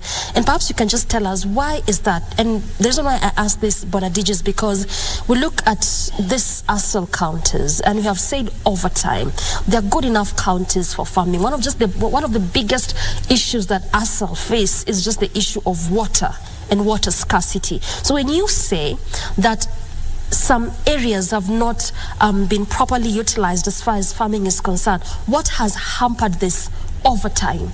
In the 60 years, for instance, that we've been independent as a country, what really has hampered this? Our priority right now is to look at what kind of infrastructure has been created in Turkana for us to map out and identify significant resources to put into addressing multiple issues. Number one, we have small aquifers in Turkana, and then we also have the bigger one, which is the Lotikipi Aquifer. Lotikipi Aquifer is the one that continues to be studied. We have identified pockets of the aquifer with fresh water. Most of the aquifer, my understanding, or the information that we have, has a high level of salinity, that it cannot be used for both human and livestock use. We are exploring a possibility of doing desalination. Before Governor Lomorkai and myself were elected to the Turkana County government, there is this false premise that desalination is very expensive. Yeah. We have done an integrated, a showcase, an integrated water desalination system at Lodwar County Referral Hospital. So are you currently doing this, or this is an idea? Yes, this is already completed. Okay. It's completed, it's working. We are just showcasing that it is possible to address multiple challenges by just one project. So we have an integrated water desalination plant at Lodwar County Referral Hospital that produces 6,000 liters of clean drinking water. And some of that water is going to be packaged and be sold to bring some income to the hospital. I hear you. So basically, just for clarity purposes, you're saying that desalination process is already complete? It's completed. And there's good enough amount of water for residents there? Yes, at a cost of... and we are not just producing, desalinating that water from that borehole for drinking. We have actually utilized that water for vertical agriculture to grow vegetables for the patients. And then we have also reused the water to make a big fish pond with the 3,000 fish ready to be consumed by the patients. And then we have actually used that water, the wastewater, to a biodigester. I hear you. So then help me understand, Deputy Governor, because I'm conflicted. If this are not ideas, they have actually been done, even as you talk about desalination, because over time it has been a conversation that it's expensive, and you have had some quarters saying that it's a bit difficult to do this, but you are saying that that is already done in that specific county. You're even giving us examples of what exactly is being done as far as getting good water, adequate water supply, even in hospitals. So then what is the problem? Why is it food insecure? Why do we still have issues of water scarcity? What is the issue? Governor Lomorkai and myself trying to find answers for the same question. As I told you that we have an integrated desalination plant, and actually the desalination plant which was procured from Davis and Shatcliffe was 1.2 million. So for us, we are excited as the Turkana County government that we can actually do 6 of those in 6 sub-counties. We are also trying to showcase that if we are putting a master plan for food security in Turkana, and we are thinking of utilizing water from those aquifers, that is how we feel it will be cost effective. We can have a bigger desalination plant of maybe 2.4 million or maybe 6 million. And if we put one per sub-county, and we can talk to Kenyans of goodwill and each sponsor one of those, or we talk to our development partners. By the way, our philosophy is that if we do serious effort to address the water problems, it deals directly, it solves the problem of food insecurity, it deals with the problem of, addresses the issue of livelihoods, and once those are sorted out, then there's going to be peace, and then once there is peace, we can develop infrastructure, and then from there, and then we can create wealth. And Turkana can be one of those counties that will sit back in 10, 15, 20 years and feel proud that at least there is a leader. More consolidated efforts in regards to this? Yes, we are pursuing a multi-sectoral approach by utilizing every opportunity that exists, including the efforts of the national government, specifically to address the issue of food security. Okay. Now, since we are still on that water issue, maybe we can just stick with that for a moment and also talk to me about the 76 drilled boreholes by UNICEF to see how best this can alleviate the problem in this specific county. The last time I checked, they were yet to hand over this to the county. Perhaps you can confirm to us if this has already happened, and if so, to what extent are this 76 boreholes assisting with this issue of water and food security altogether in Turkana? Yes, I can confirm that UNICEF has handed over 76 boreholes. Some of them were new ones, about 25 or 26 were new. Others who are being rehabilitated. Those boreholes have been handed over. Last week, on Tuesday, UNICEF and team of development partners and three governors from Samburu, Baringo, and West Pokot were in Turkana to showcase some of these projects. The water need in Turkana is enormous. First of all, we have between 40 to 50,000 Turkana pastoralists who are either in Uganda, mostly within the borders of Uganda and partly southern Sudan. And they have been moved there. They have moved there purposely because they cannot have enough water for their pasture. Number two, Turkana is 77,000 square kilometers, meaning the area is vast. And then the water tables, as I understand from geologists, they can only drill up to 100 meters. We're exploring a possibility of what it takes to drill beyond it to 200 meters. Because if other countries can drill and be able to extract groundwater, and I think that is something that has not been exploited, but World Bank has a grant for 5 counties, including Turkana. Is it just because of the meters itself, or there's something deeper than that, that this is why it hasn't been exploited? Because you've said the biggest issues in this county is the land is good, arable land even for crop production, but the issue is water. That's why you're speaking of desalination, 76 boreholes, looking at the water table and how to dig that deep. So is it a meters issue, or there's something beyond that? We are challenging our geologists that if other countries or if other places can be able to drill deeper than 200 meters.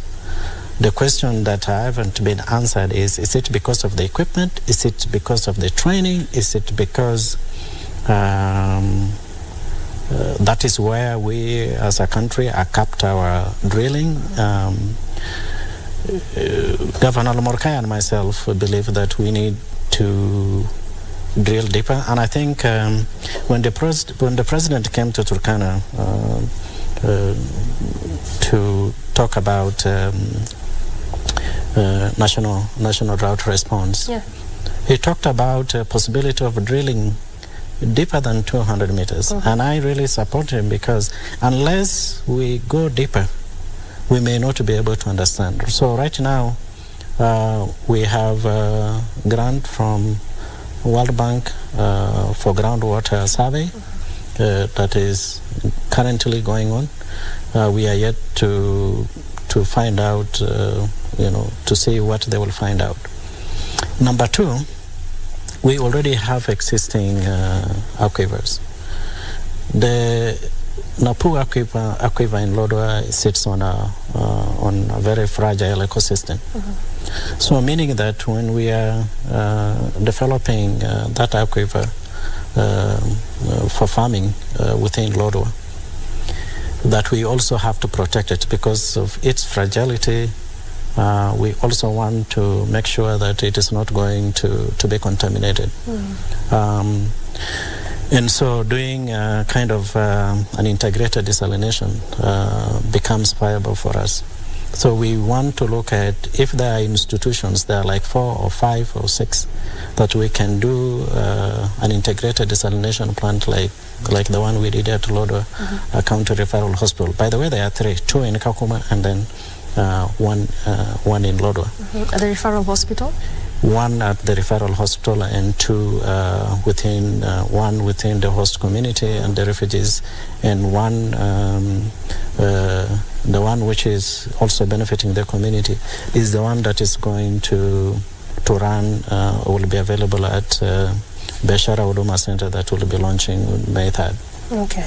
So those are 3 projects that we are showing case that it is possible to solve water problems in that area. And then there is the issue of the flood water. If we do a 600 million dam, like the one in Uganda, the Uganda built one in a place called Kobebe. That's where most of our pastoralists are right now. And they were able to do it for 200 million. If we do a 600 million dam that governor is currently thinking, we can do one right at the intersection between the border of Ethiopia, South Ethiopia, and Southern Sudan, and then Kenya. Then can take care of all our cows, the Nyamatom cows from Ethiopia, and then the Toposa. Then we can do one right at the intersection of the Turkana, Southern Sudan, to the border of Uganda. So if we do those 2, and then we do one right between the Samburu, Baringo, West Pokot and Turkana. Those are 4 big mega dams that will withstand the 4 or 5 seasons if it doesn't rain, because of the water runoff in that area. It's the volume of water is able to sustain. The challenge with our pastoralists within that region is purely because they have some grass. It may not be enough. Just before you get to the challenge of the pastoralists there, let me backtrace a bit. And you are saying that if we do this dam at the center, somewhere in between Samburu and you've mentioned the other county, give an example of what Uganda has done, the 200 million that they used for their dam in their country. You are saying if we do, and you did say that the governor is thinking about this. And I want to just get from you, is this still a thought? Are there plans to implement? Because oftentimes you keep saying that we're never short of policies, we're never short of ideas like the ones you're proposing, but the challenge always lies with the implementation. So then at what point do we begin from? That is always the challenge. So is this still a thought? Are there plans to begin works on it? And if there are, when? Because the residents in Turkana want this to be working for them. They want this water. This is one of the issues they're dealing with as residents in that county. Are there plans to start this, aside from just thinking about it? Yes. When? Next budgetary cycle, 600 million has already been put to start. For this specific work? Yes. Okay. We are currently doing one integrated water desalination plant in Turkana East. So we have the food basket of the area, yes, of the county. Water kiosk is going to provide the technical capacity, and then we have one of our partners that is going to do the system. And we are hoping that that is going to serve 6 schools in the area, 1 TVET, and all the installations within the area. And it has to be put in one of the institutions for management. Okay. So that is underway, and the procurement process has already started. Okay. So you're saying this is 600 million set aside for one of those mega dams? Yes. In the county? Yes. The next budgetary allocation? Yeah. We hold you account to that? Yes. You will come to Turkana and you say, yes. we are serious. We want to do something. We want to demonstrate to the Kenyans that if we come and appeal for them for support, it is resources that is going to change the lives of the people. I hear you. Yeah. All right. Also, talk to me about this livestock offtake program as we get now to issues of food security. Because there was a time, if my memory serves me correct, around January or February, when the Deputy President did talk about this program, especially in these counties that had been so far hit by drought, looking at this livestock offtake program so that then we don't have numerous people dying as a result of drought and also livestock at the same time. Just help us understand if this program kicked off, and if it did, to what end has it reached and how has it helped the situation in this county particularly? Livestock offtake shouldn't be seen as a solution.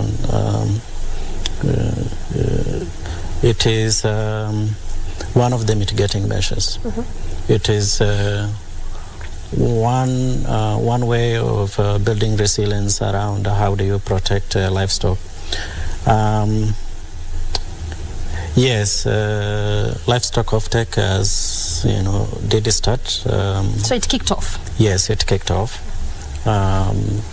Some pastoralists have already registered. The challenge with livestock offtake is because during drought, over 90% of livestock in Turkana go across the border. And so there is also tremendous challenges for NDMA and Kenya Red Cross and those institutions that are required to implement that. So the slow nature, the terrain, and that is why we are currently encouraging our pastoralists to begin moving back, but they cannot move back from where they are because there is no assured water sources.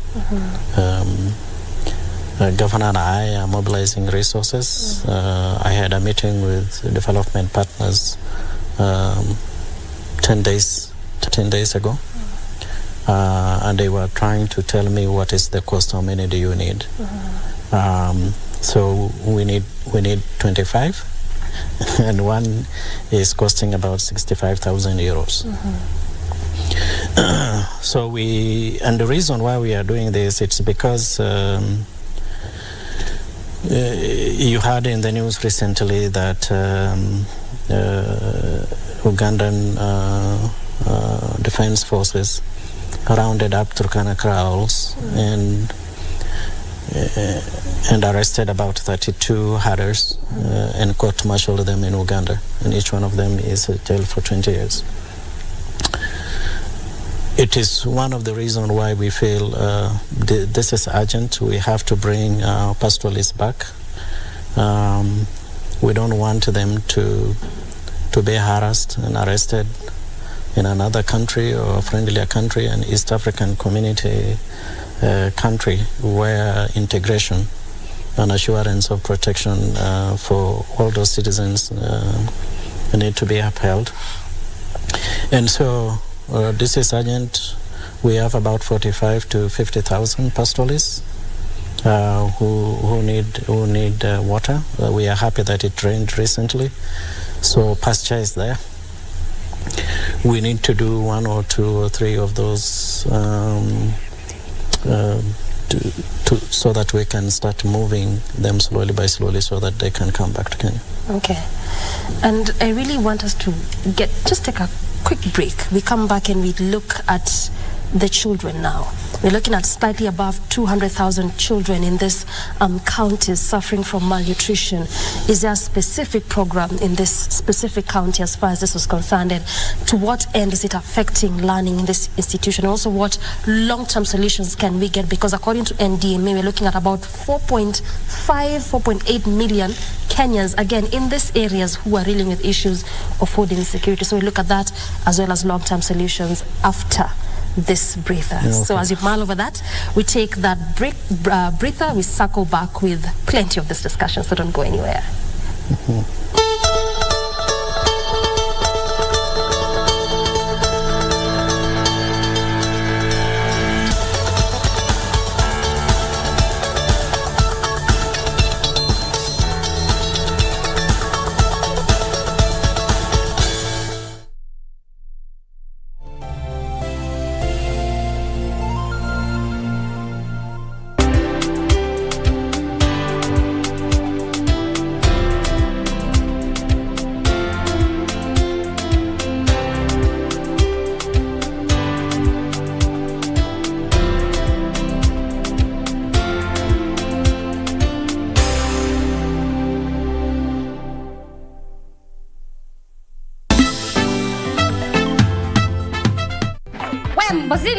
Mbozile Malumbe, do I need to remind you I am your elder?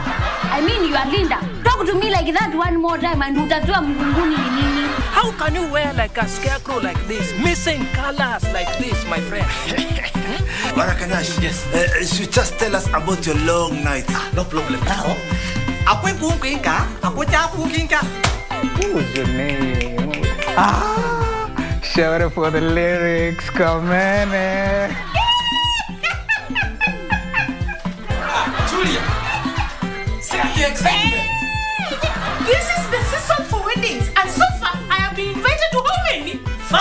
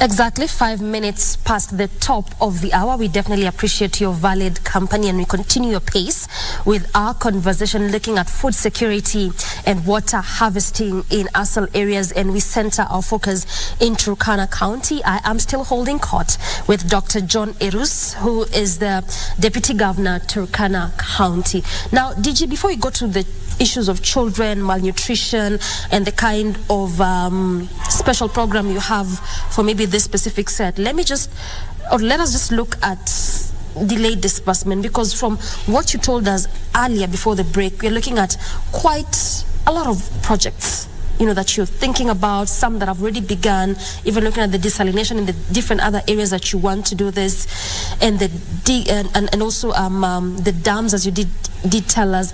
But then you're looking at delayed disbursement in the counties. The last one being in December of last year. So you're looking at 4 months since January for when disbursement hasn't taken place. And just going by what the COG chair, who also doubles up on the Kirinyaga County governor, did say, Anne Waiguru, is that 125 billion is what the Treasury owes to county governments. So when you look at some of these issues and the kind of projects that you're planning to do as a county, to what end does this act as a stumbling block to the projects you want to do for the people of Turkana? And how are you working around it? My response will be slightly different from the public discourse. I'm looking at it Governor and I are looking at it from two perspectives. One perspective is that the national government response to drought mitigation in Turkana and looking at a long-term solution has been that one which appears to be supportive. The efforts that we are putting in place has a framework for us to move the Turkana County forward, and that is asking for 1 million acres of land to grow food. We assured the president that the 1 million acres of land is available, and it is available anytime. The community has given that land. Number two, we know that there's been transition of both national government and county governments. And priorities of every government or every institution is to put systems in place that ensures there is a flow or adequate resources and flow of money or some stuff like that. And this takes time. There is a break in, during politics. Revenue collection also, there is a break in of us being sworn in. Even our own source revenue experiences the same challenges. The president has assured the nation and the county governments that they will disperse the money. Did they give timelines to this? Given it's been 4 months since the last disbursement. What I want to say is that the challenge is where it is going to be reported that Turkana County has not utilized the resources that has been allocated to them. While we understand that the challenges of disbursements are there, it is recognized. What is Governor Lomurkaya and I doing in Turkana? We are looking at that as an opportunity to look for other resources to supplement the effort of the national government. Through the on-source revenue or partners? We go to partners. I'm in charge of, one of my responsibilities as the deputy governor is to resource mobilize and to look for ways in which we can make Turkana have substantial amount of resources, either through taxes or other revenue streams, that is likely to make Turkana a place where the money that comes from the national government supplements what we already are doing. Right now, we are lucky to continue implementing programs co-funded by both national government and county government and development partners, and in key sectors. I hear you. But that is a challenge that we see. It is an opportunity for both national, county governments and other development actors to support so that delayed disbursements are reduced. Okay, I hear you. It looks like this delayed disbursement has been a perennial challenge, and basically this third dispensation of county governments is suffering, this a lot. Now that you're saying that one of the key functions as DG is resource mobilization, so do you think that perhaps we need to move away from having to to remit the monies collected in the counties with the CRA in the central bank and use it at own source, because that has also been a challenge in the counties, that then we don't use this money at own source. So you collect it as a county, but then they have to be deposited in the central bank, the county revenue allocation. Then again, you have to request for it before it's given back to you. Do you think cutting that would at least reduce some of these issues that county faces as far as allocations of monies is concerned? Discussions has happened at different levels of key government institutions, including the Office of the President and the COG, and those discussions are ongoing. They're still underway? Yes, a few propositions have been agreed upon, and I think we are confident with the assurances of the President and the Deputy President that if the intention and our expectation has agreed in different consultative forums, including the summit, then we are seeing a possibility of those issues being addressed in the near future. For now, we are confident as Turkana County that we continue to offer the services to the Turkana people, doing everything that we need to do so that we are not stuck because there is delayed disbursement. Okay, I hear you. And even as you say that, there has also been a latest proposal by the Majority Leader of National Assembly, Kimani Ichung'wah, to have KRA being the overall collector, even in the counties. But I wouldn't really get into that because it's a different conversation altogether. Nonetheless, I'm still looking at that question of food security. And yes, you're saying that as a county, we are doing the very much you can, much as there's been delayed disbursement, and you know fully well that this could hamper some of your efforts that you're doing as a county, but you're trying the much you can as a county to see how best you can assist the vulnerable communities within that specific county. And even when we speak of vulnerables, we know that there's children, there are women, and looking at these issues of food security, good number of them suffer malnutrition. We did say about 200,000 or even more than that in collective all these counties. What are you doing as a county? Are there special feeding programs for these children? And if they are, how are you going about it to assist these children that are suffering a lot from this insecurity, food insecurity? Our disaster management, the CAC for disaster management and the entire directorate have adequate food supplies for now, for the next 2 months, to ensure that fortified porridge is available for all ECD centers. The national government, through Ministry of Education, is providing still a school feeding program to primary schools. We also, in Turkana County, have approached individuals. Uasin Gishu County, for example, gave us supplies of food from the farmers in Uasin Gishu and business people. Governor has had some travels, met some philanthropists who have also provided us food. We have an integrated kind of program right now, which utilizes both food supplies and also cash transfer.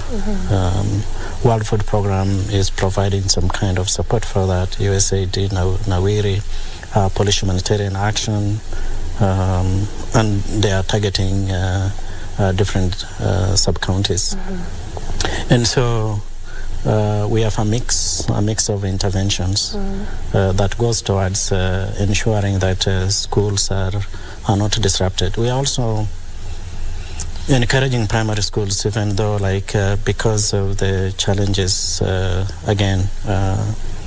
devolved system, ECD was devolved.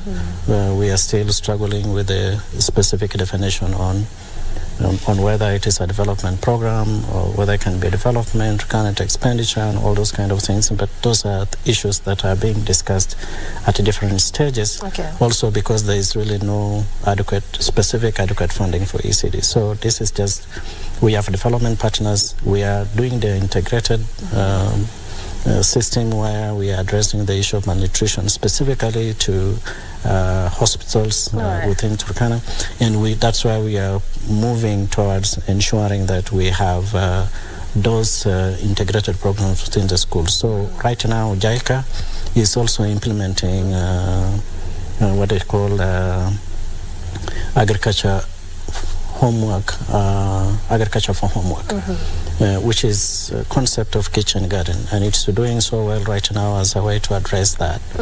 And issues of malnutrition. Yes, and also it's also for me it stands out as a very clear, simple way of encouraging people to grow vegetables and to utilize vegetables. But one segment I wanted to say is that when we are talking about food security, food insecurity in Turkana, for example, I have launched 5 micro irrigation schemes since we were sworn in to the county government. What I observed was that most of the people who actually in those who own those micro irrigation schemes or who are involved in agriculture, their older population. And my message has been to go around, talk to young people, say we need to change our attitude. We have digital agriculture, and as we speak, we have 12 young people who have been trained in Israel, who are now in Turkana, and they are like 11 or 12 others right now in Arava, and we will be recruiting a few of them as a way of ensuring that when they come back, they can help other young people to do farming. So basically what you're saying is that there are really quite a number of interventions here and there to deal with the issues of food insecurity in that county. Yes. I hear you, DG, and thank you so much for your time and for your valuable inputs into this conversation. At least now you can confirm for our own consumption. Sure. Thank you very much, DG. That is Dr. John Irus, who is the Deputy Governor, Turkana County, and what has formed center of discussion for the past 50 minutes or so is just looking at food security and water harvesting within the county, what interventions have been made, the loopholes, and how to seal them. Good place to end this conversation, but we still have one more coming away after this breather. We look at online sexual exploitation. Stick around for that, coming away after this break.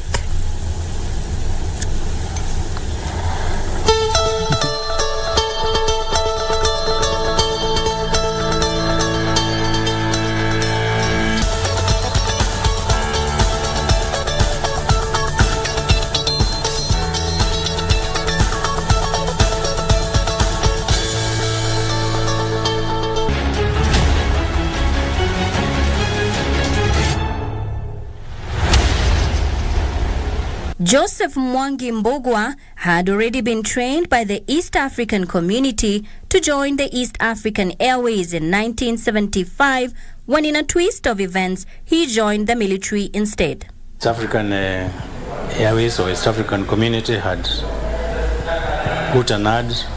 They wanted to train pilots, ab initio pilots. So I applied. At the end of the interviews, 32 of us were selected to go to East African Civil Flying School, which was in Soroti, Uganda. It was while we were now doing ground school for the senior license, which is the Airline Transport Pilot's License, ATPL, that community broke up in 1977, and with it, East African Airways broke up. That marked the end of the aviation training, but fate had other plans for Mbugua.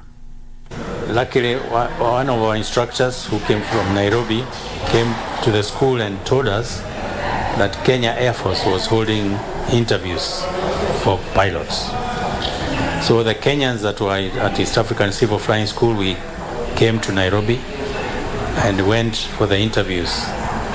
I was among the ones that were selected in May 1977. Mbugua vividly recalls the events that unfolded early morning, the 1st of August, 1982. I was in my room at the officer's mess. when around 8 o'clock in the morning, somebody banged on my door. So I went out to check who it was and found a soldier. I can't remember his name, but a soldier with a rifle. Told me, "Captain, dress up and go to the crew room." I was escorted to the crew room. Said, "What is happening?"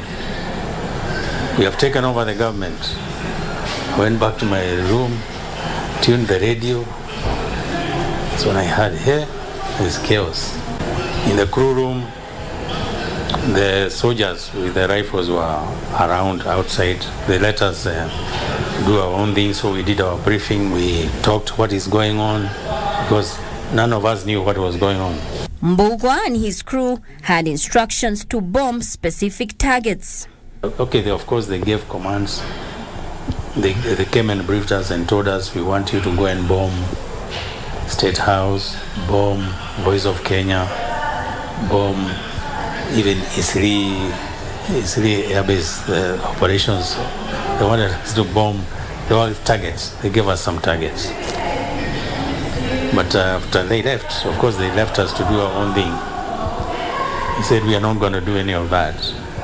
But if they force us to fly, we will fly." So two of my colleagues, late Captain Mutua, David Mutua, and late Captain John Mugwanja, they took off and they came and flew in Nairobi, did all kinds of those maneuvers that would look like they were bombing the places in Nairobi, and flew back to Nairobi.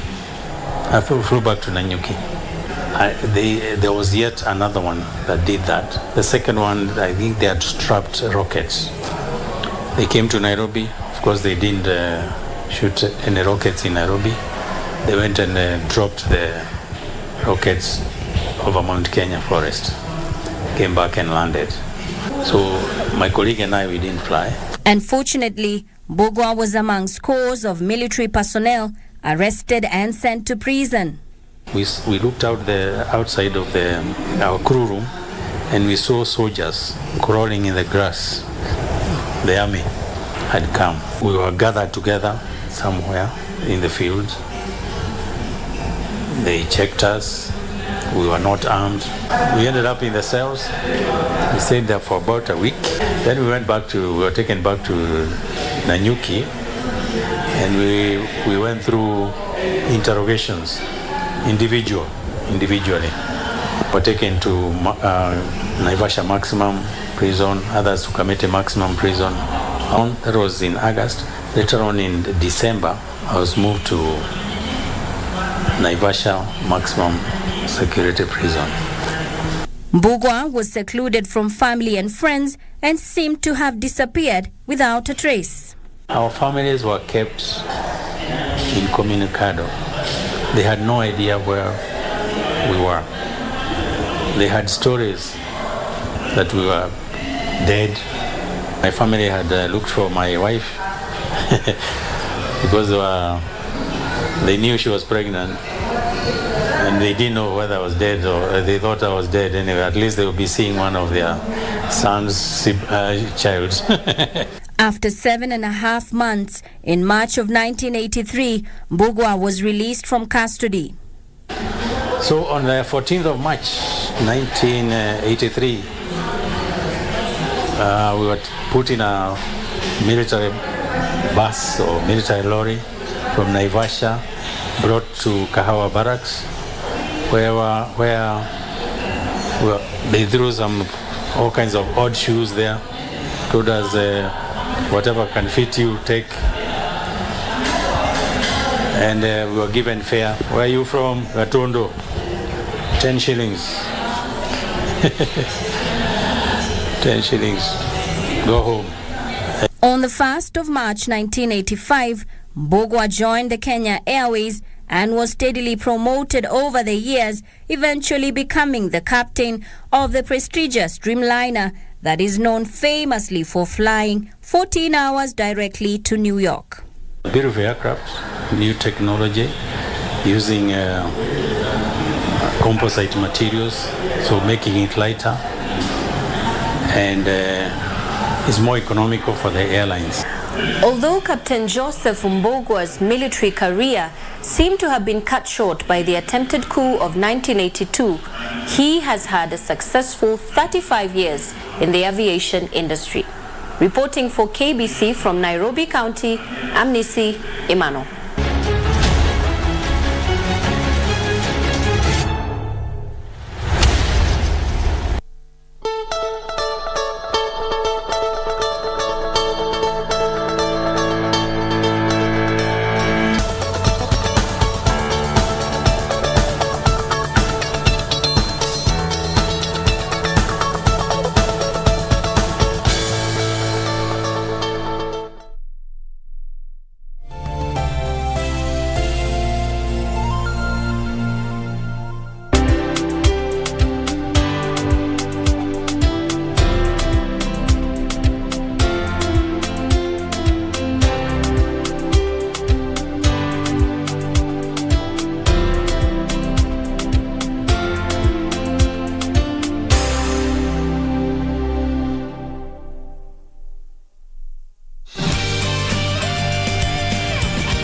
Slowly, your spouse is less important.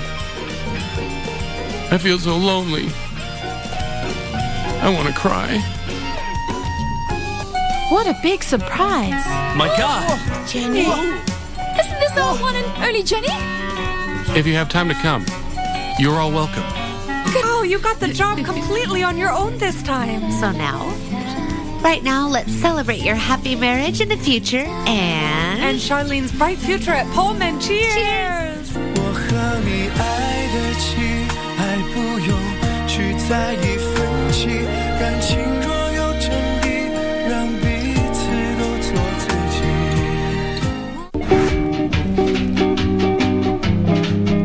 Samia hawezi kuingia ndani ya hospitali.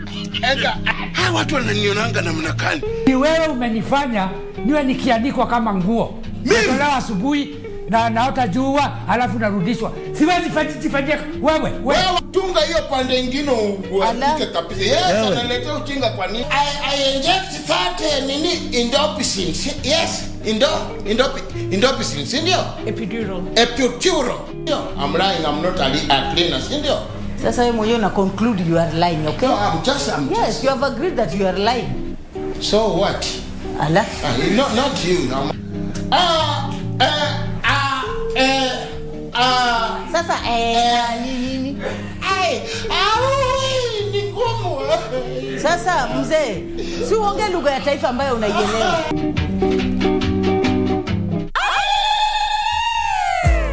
Hayawi mwishowe huwa Embu County 014 mliuliza tukajibu. Stesheni mpya ya Ngemi FM inawaalika mjumuike nasi katika bonge la roadshow itakayofanyika katika kaunti ya Embu. Kutakuwa na burudani, vichekesho na zawadi kemkem za kushindaniwa. Ijumaa tarehe 12 mwezi huu wa Mei, msafara wa Ngemi FM utaanzia Embu na kuelekea Ruika, Muraro, Meka, Keretire, Siakago, Ogwere, Karurumo, Kanywambora na kumalizia siku ni Eshiara. Jumamosi tarehe 13, msafara wa Ngemi FM utaanzia Embu na kutembelea maeneo ya Motondore, Manyata, Kianjokoma, Ronyenjes na kurudi Embu. Baadaye mwendo wa saa 8 mchana ungana nasi katika afra kubwa ya uzinduzi rasmi wa kituo cha Ngemi FM katika uwanja wa chuo kikuu cha Embu. Kisha kufuatiliwa na usiku wa burudani ndani ya Ngemi Night katika Gerish Hotel kuanzia saa 2 usiku hadi che. Jumapili tarehe 14 tutatamatisha ziara yetu ya uzinduzi wa Ngemi FM na ibada ya shukrani katika St. Peter ACK Cathedral, Chicago. 103.5 tumetua. Ngemi FM, moshi wa urata.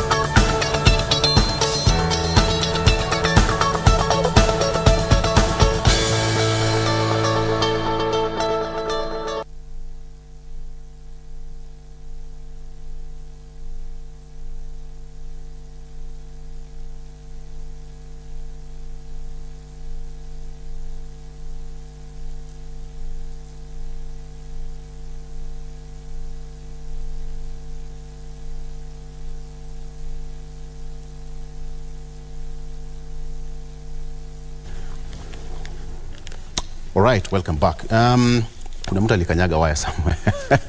That's what you call occupational hazard. Okay, a quick one. The exhumation process continues today at the Shakahola, and of course our reporters will be giving us more update on what will be happening there. Remember, yesterday the CS was there, and a total of 21 bodies were exhumed, bringing the total number to 133.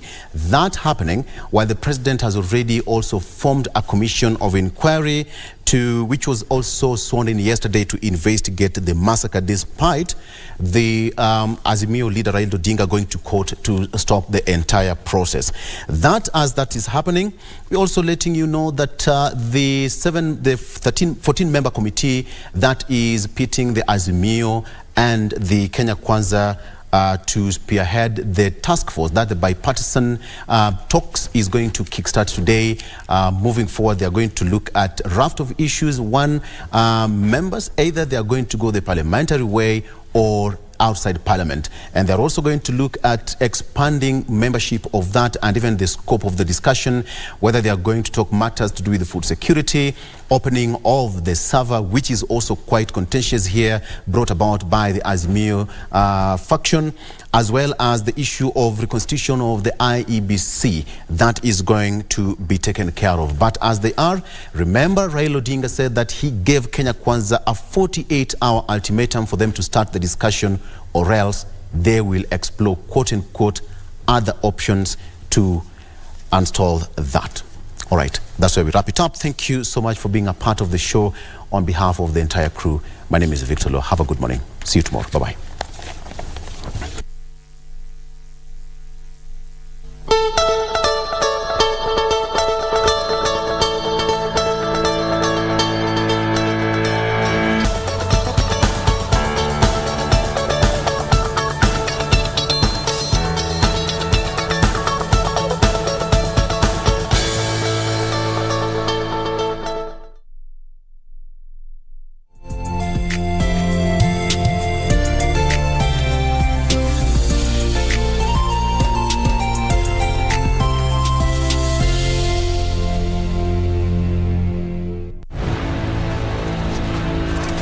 We tried to make a film about our past, about our responsibility in Germany towards our history, the terror that the two wars have caused in the world. And then suddenly it became also, by the time we had finished, a film about our present. The anti-war film All Quiet on the Western Front about World War I was awarded 4 Oscars, perhaps also as a nod to the ongoing war in Ukraine. I woke up like 3 a.m. in the morning from some anxiety, and I heard explosions on the right of me, so I understood that the war has started. How do artists and culture survive war?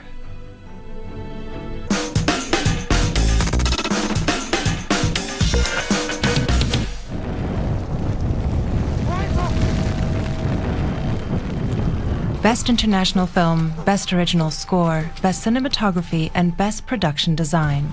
More Oscars than any German production has ever won. An adaptation of a famous German novel, the film reflects on the pointlessness of war. Wo ist Franz? Ich hab Franz verloren! Ich vermisse meine Kameraden im Feldwebel! Ich vermisse meine Mutter, verdammt! Granaten, Munition! Los!